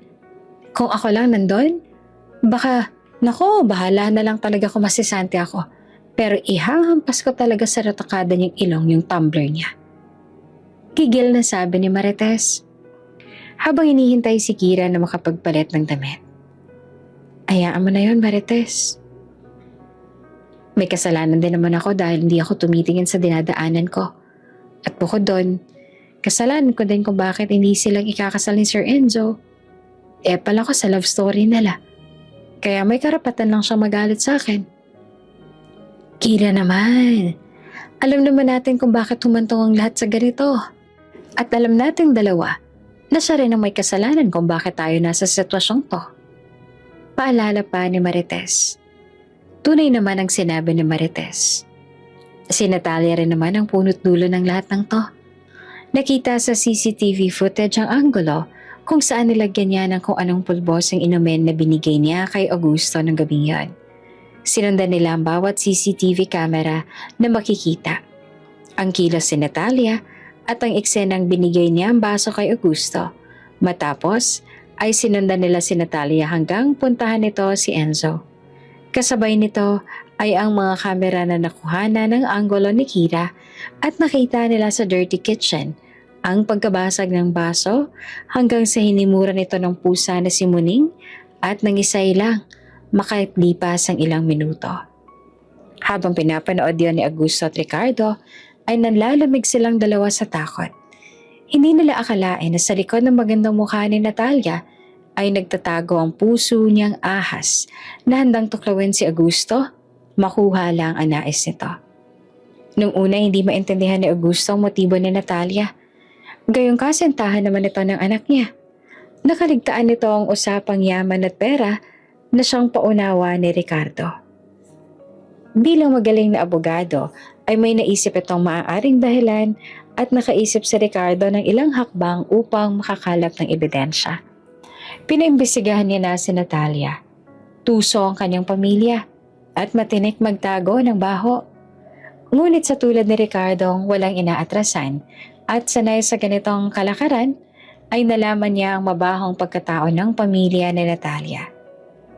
Sa ibang bansa ay nalulong ang ama nito sa sugal at nakakulong. Ang ina naman nito ay naloko sa pagbili ng mga ginto. Lahat ng kanilang negosyo sa ibang bansa ay wala na at ang natitira na lang ay yung nandito sa Pilipinas na pinamamahalaan naman ni Natalia. Gayunpaman, hindi na nito kayang sustentohan ang luho ni Natalia kaya naisip nitong kamkame ng yaman ng pamilya ni Enzo nang sa gayon ay hindi siya maghihirap. Nag-alala si Augusto sa kapakanan ng kanyang anak kaya kahit alam niya magkakasira silang mag-ama ay ipinagkasundo niya ito sa babaeng alam niyang aalagaan siya at iyon ay si Kira. Inilihad na Ricardo at Augusto ang lahat ng to kay Kira at Marites. Natulala ng ilang minuto ang dalawa sa kanilang nalaman.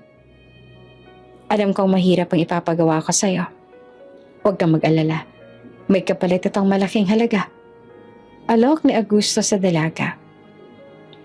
Pinalampas na lang ni Kira ang ginawa sa kanyang malditang si Natalia. Kahit nagigil si Marites, ngunit hindi naman yan inaasahan ni Enzo. Hahabulin niya dapat si Kira upang humingi ng tawad. Kilala niya rin si Kira. Hindi naman siya masamang tao. Nang marinig ni Enzo ang mga salitang binigkas ni Kira, ramdam niya ang pag-aalala nito bilang kaibigan. Napagtanto ni Enzo na nadadala lang ng sama ng loob at galit. Walang ipinakitang masama si Kira sa kanya. Nagtiis ito sa kanyang mga magaspang na ugali. Palaging may ngiti sa mga labi kahit malapit nang bumagsak ang mga luha. Lahat ng yon ay nakikita ni Enzo, ngunit mas nangingibabaw ang kanyang galit. At bigla siyang natauhan nung naramdaman niyang kahit kasama niya si Natalia sa labang ito, ay tila mag-isa lang siya. May kung anong yamot ang naramdaman ni Enzo nang makita ang ginawa ni Natalia kay Kira. Hindi para kay Kira kung hindi para sa kasintahan. That muchacha? I am very pissed off. My gosh, yung tumbler ko. Limited edition pa naman to. Bulumod ni Natalia, nagigil habang naglalakad. Nasa isang tabi lang noon si Enzo. Sa katunayan, ay nalagpasan na siya ni Natalia dahil nakatuon ang atensyon nito sa tumbler. Nakuhang umiling ni Enzo sa sobrang pagkadismaya dahil sa hindi makataong ginawa ni Natalia. Agad itong pinuntahan si Kira at nang nakarating siya sa pinto ng locker room, ay may naulinigan itong nag-uusap. Alam mo, kung ako yung nasa posisyon mo, para maging worth it lahat ng ginagawa ng magjowa sa'yo, tinanggap mo na yung pera. Sumbat ni Marites. Nagpantig ang tenga ni Enzo. Umakyat na naman ang dugo niya sa ulo. Ngunit sa pagkakataong to, ay mas pinili niya munang makinig pa sa usapan ng dalawa. Marites, aanin ko naman ang pera kung kakainin naman ako ng konsensya. At yun ang pagkakaiba namin ni Ma'am Natalia. Hindi ko naman kayang maatim na lokohin sina Sir Augusto. Lalo na si Sir Enzo.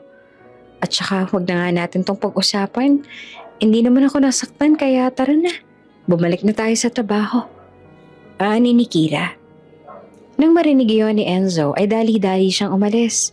Bumalik na siya sa kanyang opisina at doon ay nadatnan niya si Natalia. Nakabusangot.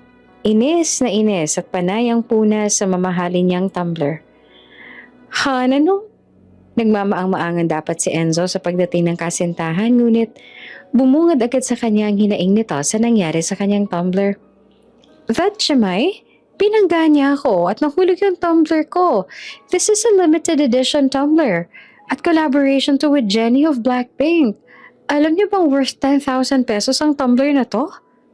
Gigil na sabi ni Natalia. Han, bakit ka naman kasi nagdadala ng tumbler na ganyan kamahal? Iinuman lang naman. No, it's not. Pagputol ni Natalia sa sinabi ni Enzo at pinilit pa rin ang kanyang hinaing. Umiling na lang si Enzo. Naupo sa kanyang silya at hinayaan ang kasintahan. Natapos na ang litanya ni Natalia, gayon din ang trabaho ni Enzo. Para niya nang naging talent ang pagteteng ang kawali tuwing magkakaganito ang kasintahan. Subalit, may isang sumbat ang nakapagpapantig ng tenga ni Enzo. Siguro nagkakagusto ka na sa Chimay na yun. Siguro hindi mo na ako mahal kaya ganyan ka na sa akin. Siguro maghiwalay na lang tayo. At nagsimula na itong umiyak. Ang pagtulo ng luha ang isa sa kahinaan ni Enzo na siyang madalas maging bala ni Natalia tuwing sila ay mag-aaway. O di kaya ayaw siyang sundin ni Enzo. Much better kung maghihiwalay na lang tayo. Total, ikakasal ka naman na talaga sa kanya. Tanggap ko na nga magiging mistress ako for the moment. Ang laki na ng sakripisyo ko, tapos ganyan ka pa sa akin? Mas kakampihan mo pa siya? Dagdag pa nito, na tila hinahamon si Enzo. No, hindi ganon. Tumayo si Enzo. Lumapit sa kasintahan at hinawakan ng kamay. Marami lang ako iniisip ngayon. Ayoko na sanang dumagdag pa tong problema mo sa tumbler mo. Intindihin mo naman ako kahit kaunti. I will forgive you. If papalitan mo tong tumbler ko. Hiling ni Natalia, napapikit-pikit pa ang mga mata. Ang limited edition na tumbler na yon ay naging daan upang magkaroon ng siwang ang nabubulagang mga mata ni Enzo sa tunay na ugali ni Natalia. Gusto niyang puntahan si Kira sa bahay nito upang makipag-usap. Makipagkwentuhan tulad ng ginagawa na noong hindi pa nangyayari ang lahat ng to. Ngunit nalalamon siya ng konsensya dahil mahal niya naman si Natalia at maaaring makasira lang ito sa tinatago nilang relasyon. Ayaw niya maghinala si Natalia dahil hindi lang sina Augusto ang may kailangang pinoprotektahan. Nandulumong umuwi si Enzo. Nakita niya sa terasa ang ama sa ikalawang palapag ng kanilang bahay. Umiinom ng tsaa. Nakatanaw sa kalangitan. Naiisip niyang puntahan ng ama.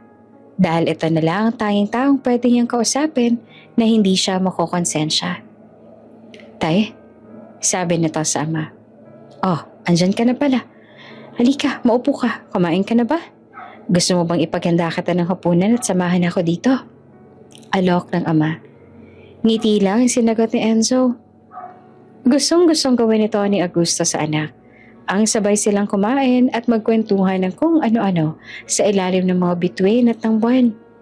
Matagal na nilang hindi ito nagagawa dahil sa pagiging abala sa trabaho. At syempre, palaging kasama ni Enzo si Natalia. Alam mo anak, natutuwa ako at nagkaroon ka na rin ng tatay time. Biro ni Augusto.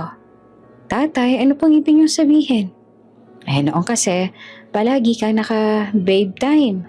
Akala ko nga nakalimutan mo na ako. Si tatay, ano po bang sinasabi ninyo? Nagiging abala lang po talaga ako. Depensa ni Enzo. Ngayon niya naramdaman ang pangungulila ng ama. Naramdaman niya ang kanyang pagkukulang na matagal nang sinabi sa kanya ni Kira. Alam mo, hindi lang nagsasalita si Sir Augusto pero minsan nakikita ako sa mga mata niya na namimiss ka niya.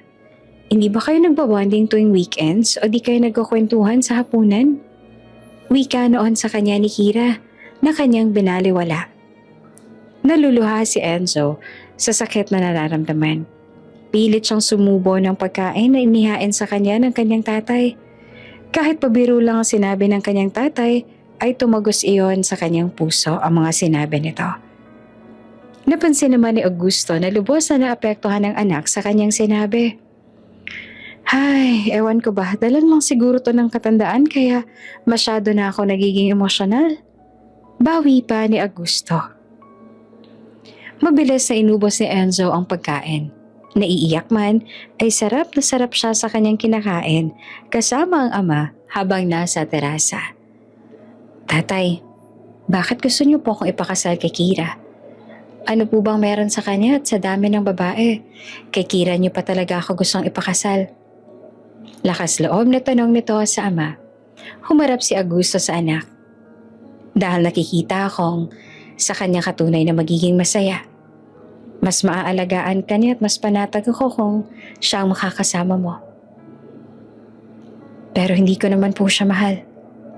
Ang mahal ko po ay si... Alam ko. Pagputol ni Augusto sa sinabi ng anak. Si Natalia ang hinihiyaw ng puso mo. Hindi naman ako pinanganak kahapon para hindi malaman ng lihim pa rin kayo nagkikita at pumupunta pa rin sa opisina na tila walang pinangingilagan. At yun ang dahilan kaya ayaw mong isa publiko ang kasal niyo ni Kira. Napayuko si Enzo. Alam niyang mali, pero hindi niya mahindian si Natalia. Ayaw niya magkahiwalay silang dalawa dahil siya ang mahal niya at hindi naman si Kira. Tatay, Enzo, kilala mo ako. Hindi ako kikilos ng ganito kung walang dahilan. At sana pagkatiwalaan mo lang ako sa ginagawa ko. Dahil ito lang naman ang tanging paraan para protektahan ka. Kahit wala na ako. Ani ni Augusto. Nang dahil sa pag-uusap nilang mag-ama, may mga bagay si Enzo ang napagtanto. Hindi man maliwanag sa kanya kung anong dahilan ng ama, ramdam nito ang pagmamahal nito sa kanya. Sadyang nahihiwagaan lang siya sa mga nangyayari. Ngunit hindi siya hihintayin ng panahon upang maintindihan ang mga nangyayari. Dahil ano't anuman ay tuloy pa rin ang kasal nila ni Kira. Enzo, may gusto ka pa bang idagdag sa guest list para ma-finalize na sana ang lahat? Nahihiyang tanong ni Kira. Bagamat nabubuksan na ang mga mata ni Enzo sa mga nangyayari, ay malamig pa rin ang pakikitungo nito sa dalaga. Ikaw, kasal mo naman yan. Tugon na lamang nito. Kaharap nila ang wedding coordinator, napayuko na lamang ito ng todo. Bumuntong hininga naman si Kira at pilit nang umiti upang hindi mailing ang wedding coordinator. Okay na to, wala na po kaming idadagdag. Nakangiting sabi naman ni Kira. Bumaling ito sa binata. Sige Enzo, magpahinga ka na. Ako na lang ang haharap para sa mga final wedding plans. Alam ko namang pagod ka sa trabaho. Kahit na malamig ang pakikitungo ni Enzo, ay sobrang bait pa rin ni Kira sa kanya. Hindi niya maiwasang ikumpara ang kasintahan sa dalaga. Dahil hindi pa man din sila kinasal ni Natalia, ay puro na ito rant sa kanya. Siya ang laging nasusunod at siya lang ang laging tama. Kabaliktaran nito ni Kira na tahimik at handang makinig sa kanya. Naiintindihang pagod siya sa trabaho at walang reklamo doon. Sumasagi rin sa isipan ni Enzo na baka nagbabalat kayo lang si Kira. Ngunit kung ibabase niya ang lahat ng ito ayon sa pagkakakilala niya sa dalaga, ay tunay na ganito talaga ang ugali ni Kira. Maalaga at maunawain. Tulad nga ng sabi ng kanyang ama. Patayo na noon si Enzo nang may hinabol na sabihin si Kira. Nga pala, gumawa ko ng wedding plan natin. Nahihiyang sabi nito. Ilang page lang naman yan mula sa church hanggang sa reception para alam mo yung mga mangyayari. Huwag ka mag-aalala, siniguro kong gusto mo lahat mula sa kulay at pagkain. Simple lang to at walang gaanong program. Kinuha lang ito ni Enzo at saka umalis. Naiwang mag-isa si Kira, bumuntong hininga at tumulo ang ilang luha. Ano ka ba, Kira? Hindi ka ba nagsasawang umiyak ng ganyan si Enzo?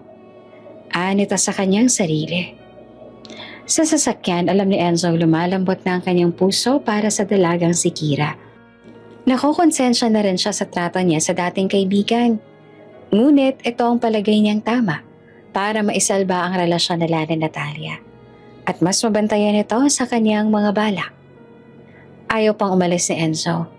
Nakatitig lang ito sa papel na binigay sa kanya ni Kira. Naisipan niya itong buksan at tignan. Simple lang ang kasal. Sa lumang simbahan ito gaganapin ng karaniwang araw.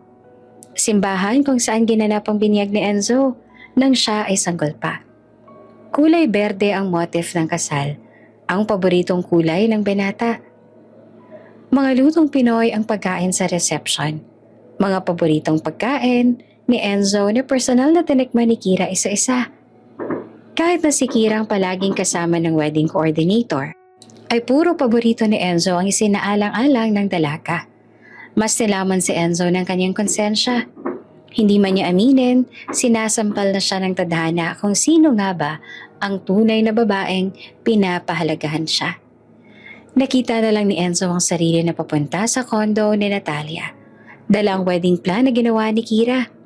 Pinakita niya ito sa kasintahan at tinanong kung anong opinion niya dito.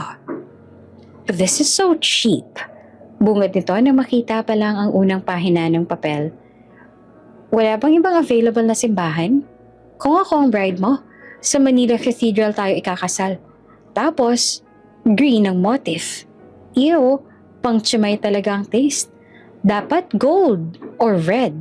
Yun yung mga kulay na pang mayaman, but green? Yuck! Masuka-suka nitong sabi. Hinayaan lang ni Enzo magsalita si Natalia. Paglipat nito sa sumunod na pahina, ay pinulaan nito ang mga dish na nakalista. Wala naman daw masarap sa mga Filipino food na ihahain sa kasal. At bukod doon, bakit kaunti lang daw ang bisita? Ayaw niya ng ganoong kasal. Gusto niya ay in grande at mapapabalita sa telebisyon kung gaanong kaganda at kalaki ang magagastos sa kanyang kasal. Hay, mabuti na lang at hindi natin magiging wedding to. At least, hindi ito naka-public at oras na tayong ikakasal, walang issue. Dahil hindi naman kalat na nagkasal kayo ng tsimay na to. Don't worry, hon. Makuha mo lang yung... Biglang huminto si Natalia dahil nakita niyang kumunot ang noo ni Enzo. Masasabi na naman niya ang salitang yaman. I mean, mapagbigyan mo lang si Papa. And after ilang months, pwede ka na mag-file ng annulment. I'm sure gugustuhin din yun ng tsimay na yun lalo na't pinapakita mo sa kanya na wala kang pakialam sa kanya. Madali na lang din lang yan ng babaeng yon. Ignorante at walang utak ang mga tulad niya. Pera lang ang katapat ng mga tulad niyang dukha. Nakatitig lang noon si Enzo sa kasintahan. At para kay Natalia, yon ang paraan ni Enzo. sa pagsang-ayon sa kanya.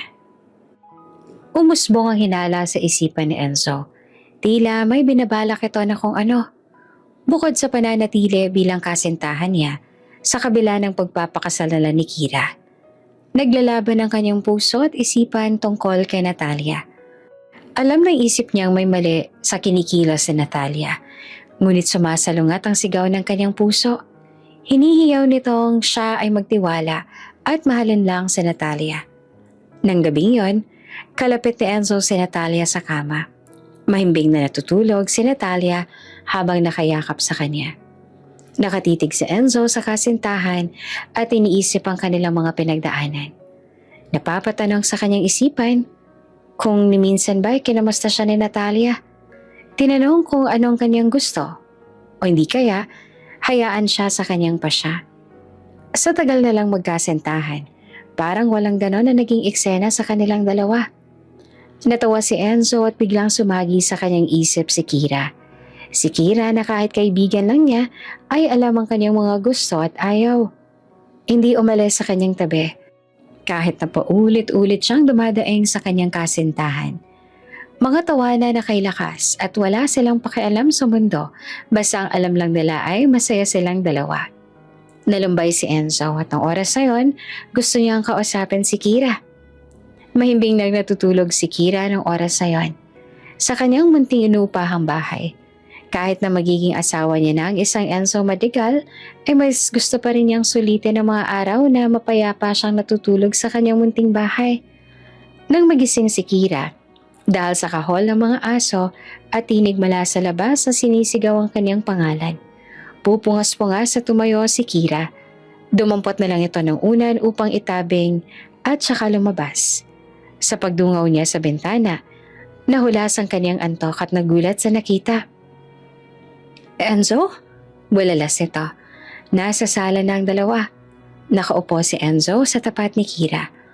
Naghain si Kira ng kape at biskwit para sa kanyang biglaang bisita. Sir, ano pong I'm sorry. Usal ni Enzo. Nanlaki mo mata ni Kira. Po? Sorry. Kasi binaliwala akong pagkakaibigan natin. At hindi naging maganda ang trato ko sa'yo. Nakokonsensya na ako sa ginagawa ko sa'yo. Alam kong may dahilan kung bakit ka pinapayagan ng tatay na pakasalan ako. Sa totoo lang, hindi ko alam kung tama nandito ako, basta ang alam ko lang. Namimiss ko ng kaibigan ko. Wika ni Enzo. Ang mga luhang matagal nang tinatago ni Kira tuwing nasa harap niya si Enzo ay biglang nagpumiglas. Salamat. Salamat dahil kahit papano, napahalagahan mo yung pagkakaibigan natin. Marami pong gustong sabihin si Kira kay Enzo. Gusto niyang umamin at sabihin ang dahilan ng lahat ng to. Ngunit, pinangunahan siya ng takot. May hiling lang sana ako. Wika ni Enzo. Hindi naman umimik si Kira at nakatitig lang kay Enzo. Pakiusap. Umatras ka na sa kasal. Hiling nito. Bigla namang nanlamig si Kira. Naisip niyang ginagawa lang ito ni Enzo upang maging malaya. Kung hindi lang buhay ang magiging kapalit ng kanyang pag-atras, ay gagawin niya. Huwag lang masaktan pa si Enzo. Ngunit kung aatras siya, maaari itong ikapahamak ng binata sa kamay ng sakim na si Natalia. Sorry, pero hindi ko magagawa yun. Tumayo si Kira at tumalikod kay Enzo. Pero bakit? Please, ipaintindi mo sa akin kung bakit. Anong dahilan mo para napapayag ka ni tatay na pakasalan ako? Dahil ba sa pera? Magkano bang Isang malakas sa sampal ang sumalubong kay Enzo. Nanlilisik ang mga mata ni Kira sa galit. Oo, isa lang akong hamak na janitress. Pero hindi ako mukhang pera. Ginagawa ko tong lahat ng to dahil mahal kita. Mahal na mahal kita na handa kong isakripisyo ang lahat para sa'yo. Kumawala ang damdamin ni Kira na matagal nang nagtatago. Maski siya ay nagulat sa kanyang ginawa. Ngunit tapos na. Nasabi niya na ang nilalaman ng kanyang puso. Mahal.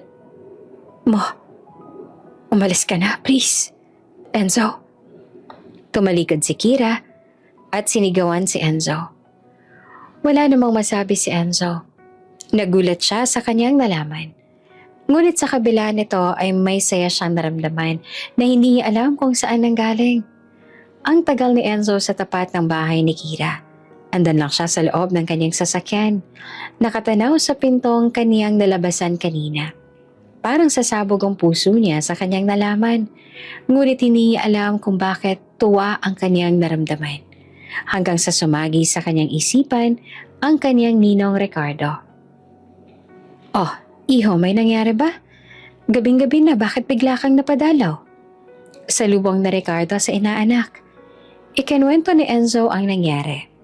Mula sa ginawang wedding plan ni Kira para sa kanya, hanggang sa hilingin niyang umatras si Kira sa kasal. Habang seryoso si Enzo na nagkukwento, ay natatawa naman si Ricardo. Hanggang sa hindi nito mapigilang tumawa. Ninong, may nakakatawa po ba sa sinabi ko? Di ko na nga po alam ang nararamdaman ko tapos tinatawanan niyo pa ako. Hindi ko naman masabi to kay tatay. Daing ni Enzo. Hay, inaanak. Alam mo, ito lang ang masasabi ko sa'yo. Alamin mo kung sino ba talaga sa dalawang babaeng to ang mahal mo.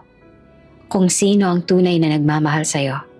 Tandaan mo, wala sa tagal ng relasyon ng pag-ibig. Kung minsan, kung sino pa yung hindi mo inaasahan, siya palang nakatadhana sa'yo. Nakangiti nito ang sabi. Kumunot naman ang noon ng binata. Ayoko sana mangialam sa bagay na yan pero mukhang kailangan. May inilabas sa USB si Ricardo. Eto, baka makatulong ang laman nito para maging malinaw sa iyo ang lahat. Pusturang-pustura ang binata habang nakatitig sa salamin. Maingay ang silid. Hindi siya makapaniwalang suot niya ang barong Tagalog na may bordang puti sa dibdib at manggas. Kamisita de chino ang panloob. Itim na pantalon at makintab na sapatos. Lahat ng to ay hindi akalain ni Enzo na magiging maganda ang sukat sa kanya, lalo na at isang beses ay hindi niya ito sinukat habang ginagawa. Kasama ni Enzo sa silid ang ilang sastre, photographer at best man. Sir, napakaswerte niyo po sa mapapangasawa ninyo. Wika ng sastre na tinulungan ni Enzo sa pag-aayos ng kanyang damit. Napaisip si Enzo kung anong tinutukoy ng sastre. Napakunot ito, ngunit hindi nagsalita. Abala pa rin ang sastre sa pagsipat sa barong na kanyang gawa at patuloy sa pagsasalita. Super meticulosa na Miss Kira. Kung hindi niyo po na itatanong, nakailang ulit na po kami ng tahe sa pantalon at barong dahil hindi niya nagugustuhan ng sukat. Ang tagal niyo na po siguro, ano? Kasi ultimo maliit na detalye tulad ng nangangati kayo sa etiketa ay alam niya. Wika ng madaldal na sastre. Isang maliit naman ng ngiti ang gumuhit sa labi ng banata. Hindi nito akalain na natatandaan ito ni Kira. Kahit na minsan niya lang itong nabanggit sa dalaga. Pwede niyo ba muna akong iwan? Malamig na wika ni Enzo. Mabilis namang sumunod ng mga tao na nasa silid. Naisip nilang dumaranas ng pre-wedding blues si Enzo kaya kailangan ito ng oras na mag-isa. Maaga pa naman kaya hinayaan muna na lang binata. Nang makalipas na ang lahat ay muling tinignan ni Enzo ang sarili sa salamin. Tahimik na ang paligid. Hinuplas niya ang suot niyang barong at kwelyo nito. Nakapa niyang borda sa may batok. Napangisi ito ngunit may halong inis sa sarili. Kira, bakit pa kasi ngayon lang kita nakalala? Wika nito.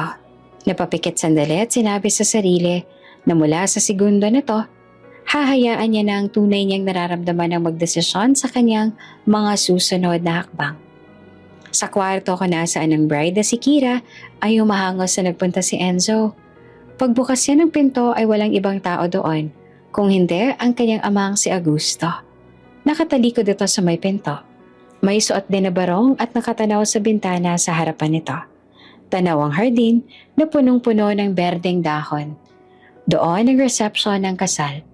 Abala ang lahat ng tao sa labas. Tatay? Laking pagtataka nito. Lumingon si Augusto at nakita ang anak. Pinalapit niya ito sa kanya.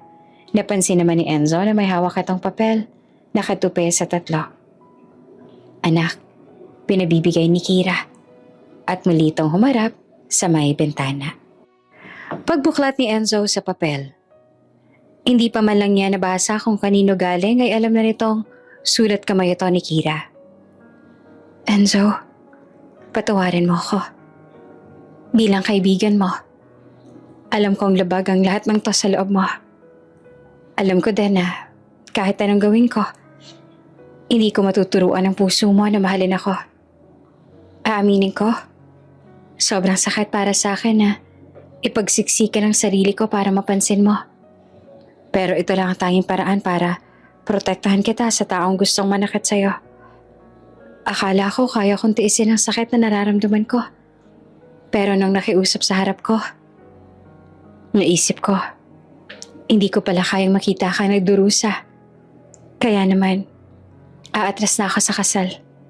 Ang hiling ko lang, na maging masaya ka at tigtas ka palagi. Paalam, Kira. Matapos basahin ni Enzo ang liham, natulala ito ng ilang segundo. Huwag kang mag-aalala. Kung ano mang laman ng sulat ay wala akong ideya. Gusto ko kaming basahin kanina ay nakukonsensya ako dahil para sa ang sulat na yan. Ani ni Augusto. Tay, yun lang ang sinabi ni Enzo, ngunit alam na nito ang kahulugan ng sinabi ng kanyang anak. Nagpaalam siya kanina sa akin. Gusto kong pigilan siya pero hindi ko magawa. Nanalo ka na anak. Pinapunta ko na ang ninong Ricardo mo kay Natalia para kayo ang ikasal. Ito naman ang nais niyo, hindi ba? Wika nito, sabay baling sa anak. Tinanggap ko naman ang kahinatnan ko noong una pa lang. Wala namang permanente sa mundo. Itong lahat ng to, malilimutan din lahat ng to. At sa kabilang buhay, sarili ko lang din naman ang madadala ko. Pero anak, ginagawa kong lahat ng to para protektahan ka.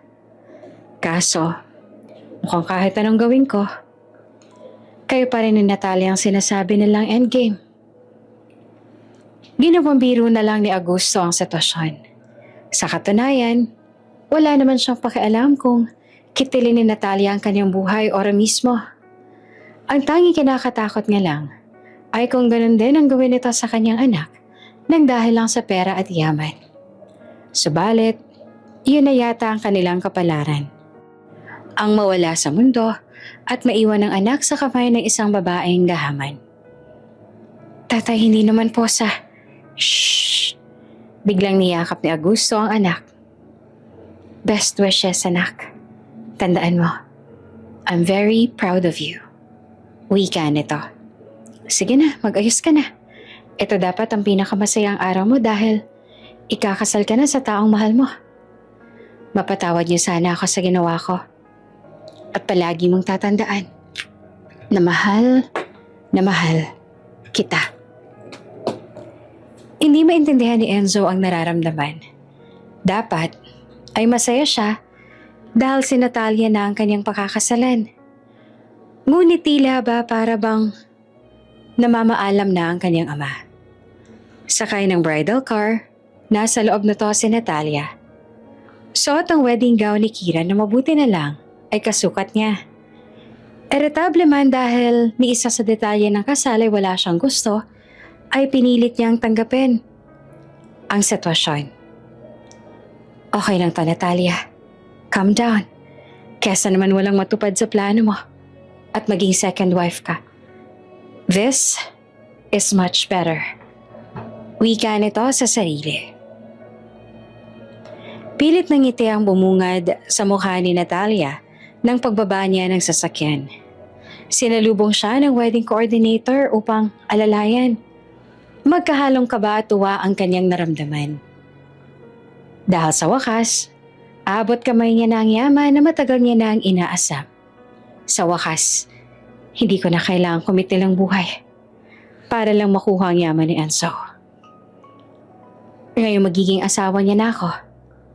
Alam ko na makukuha ko ng buong yaman niya Dahil mahal na mahal niya ako, pwede na ako magbuhay reyna. At literal na humiga sa pera. Kilig nitong sabi. Tumunog na ang wedding song. Hudyat na pububuksan ang pinto ng simbahan upang siya ay pumasok. Pumikit si Natalia upang damhin ang sandaling yon. Naramdaman ni Natalia ang mahinang hangin gawa ng pagbukas ng pinto. Ngumiti ito at marahang minulat ang mga mata. Nang oras ding yon, nasa terminal ng bus si Kira, kasama si Marites. Bitbit ang maleta at lahat ng kanyang mga madadala pauwi sa probinsya. Kira, sigurado ka na ba sa gagawin mo? Wala na bang atrasan to? Wika ni Marites na may halong lungkot.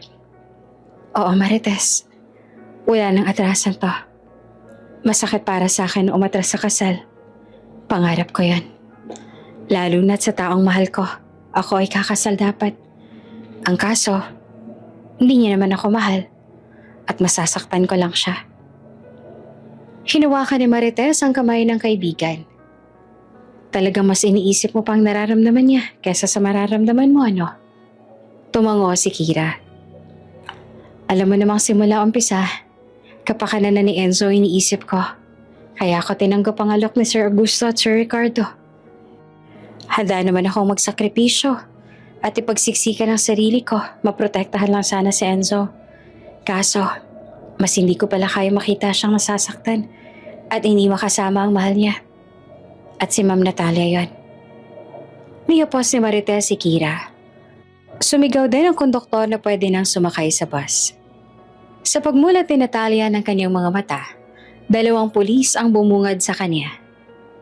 Miss Natalia Vergara, ito po ang iyong warrant of arrest para sa multiple counts of attempted murder at serious physical injuries.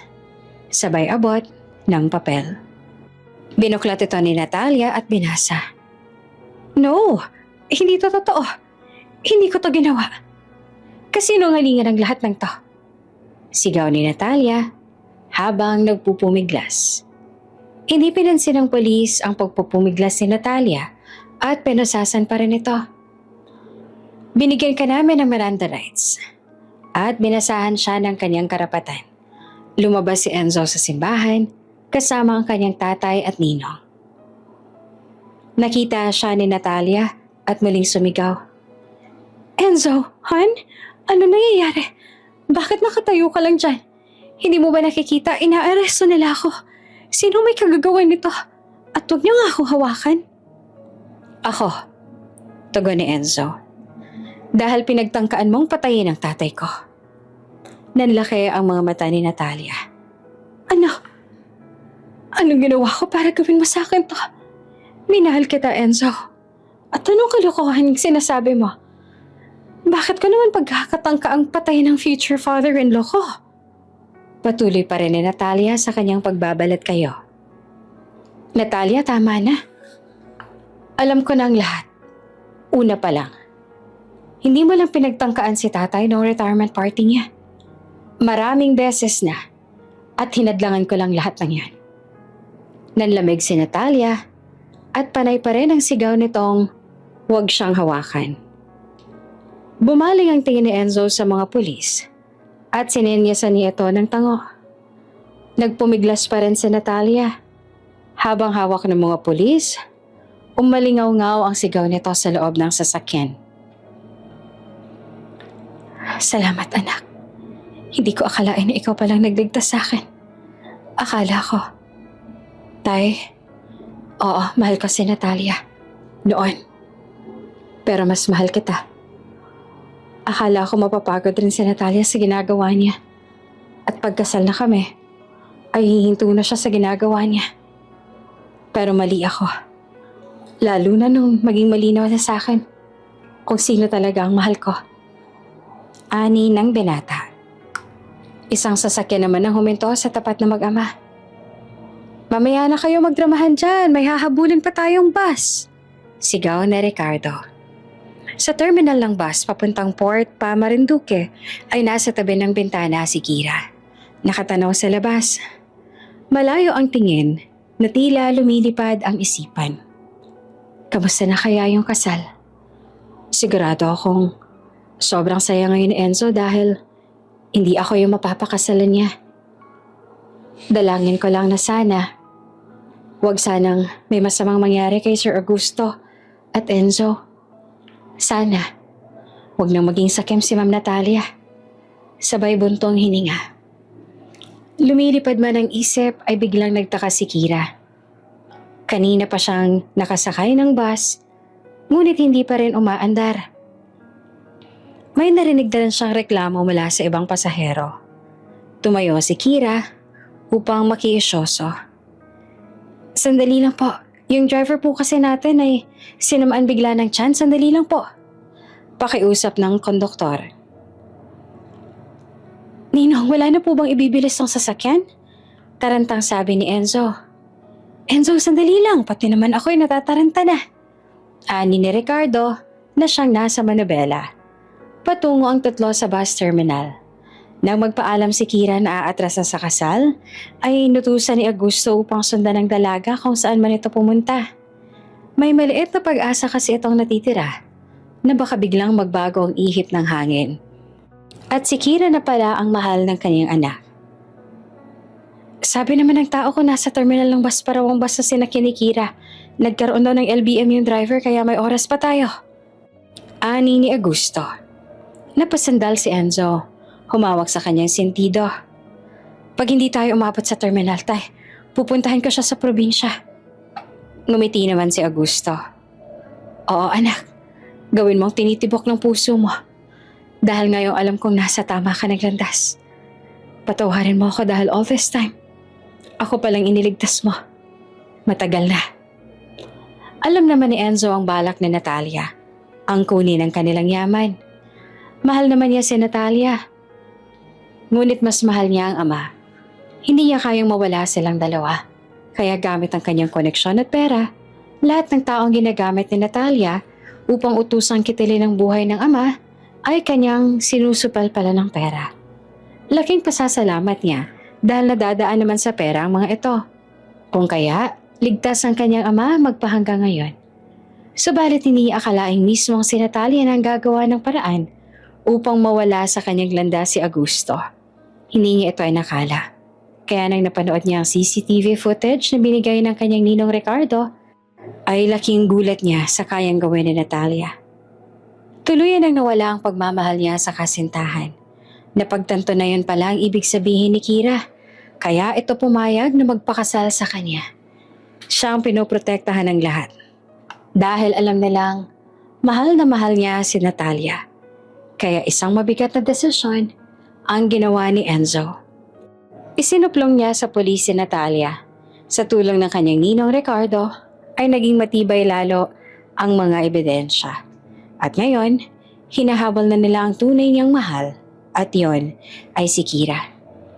Ayun, tanong ko na yon. Enzo, sandali na lang. Sigaw ni Ricardo. Huminto sandali ang sasakyan gawa ng pagpala ng traffic light. Kasabay nito ay bumaba si Enzo at tumakbo papuntang terminal. Nako, Gusting, hintayin na lang natin na mag-go ang traffic light. Hindi na natin kayang tumakbo tulad ni Enzo. Natatawang sabi ni Ricardo. Oo, Ricardo. Kayang-kaya na yan ni Enzo. Nakangiti naman itong sabi. At bago pa man umayos ang tiyan ng driver, umabot si Enzo sa terminal ng bus at nakita si Kira. Anong ginagawa mo rito? Gulat ang tanong ni Kira. Pilit na sumakay si Enzo sa bus at hinanap si Kira. Nandito ako para pakasalan ng babaeng mahal ko. Wika nito, sabay labas ang singsing na kanilang wedding ring. Pero, mahal din kita, Kira. At ngayong malaya na ako kay Natalia, pwede na kitang mahalin ng buo at walang pag-aalanlangan. Kaya naman, Kira, ba't tumbakal? Will you marry me? Tanong ng binata, sabay luhod sa gitna ng pasilyo ng bus. Oo naman, pakakasalan kita kahit saan pa. Umiiyak na sabi ni Kira. Okay, kung gano'n, saan niyo ba gustong ikasal dito sa loob ng bus o sa may harap nitong terminal? Mamili na kayo at ikakasal ko na kayo ora mismo. Hingal na sabi naman ni Ricardo, kasama ni Augusto na tumakbo upang maabutan ng dalawa sa bus. Ang tagpong yon ang pinakamasayang araw ni Enzo at Kira sa kanilang buhay. Dahil ng oras na iyon, sa tulong ng kanyang ninong Ricardo, ay ikinasal sila sa mismong terminal. Walang magarbong entourage, gown at gayak. Maraming naantig ng oras na yon dahil wala na silang sinayang na oras para selyuhan ang kanilang pagmamahalan. Samantala, dumaan ang mga buwan. Napatunayan sa korte ang ginawa ni Natalia. Pinatawan siya ng 12 taon na pagkakakulong. Hindi na muling binalak ni Enzo na magpakita sa dating kasintahan kahit nakikiusap ang pamilya nito sa binata. Dahil oras na para sa sariling kaligayahan naman niya ang dapat niyang pagtuunan. Sa loob ng simbahan kung saan dapat ikakasal sina Enzo at Kira ay dumalo sila ng misa. Matapos ang misa ay naupo muna sila sandali. Sumandal si Kira sa balikat na Enzo. Alam mo, kahit hindi tayo dito kanasal, magiging memorable na lugar pa rin to para sa atin. Ani ni Kira. Bakit naman? Dahil dito sa lugar na to, ako natauhan na ikaw talaga ang mahal ko at hindi si Natalia. Umiling si Kira at bumaling kay Enzo.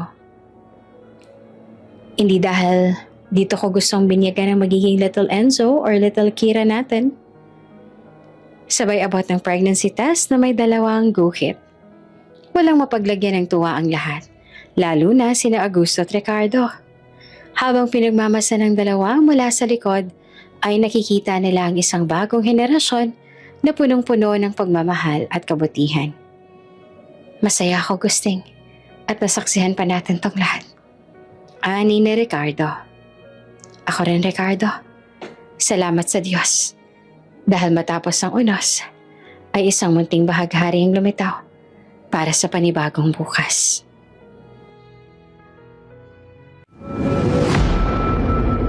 Kung bago ka pa lang sa channel na ito, Ate Jane TV, huwag kalimutang pindutin ang notification bell and subscribe button. Sana po hindi naman malaking abala sa inyo ang pagpindot ng subscribe button dahil ang kapalit po nito ay ang pagsuporta para makapag-produce ng mga libreng stories sa mga channels ni Ate Jane. Maraming salamat!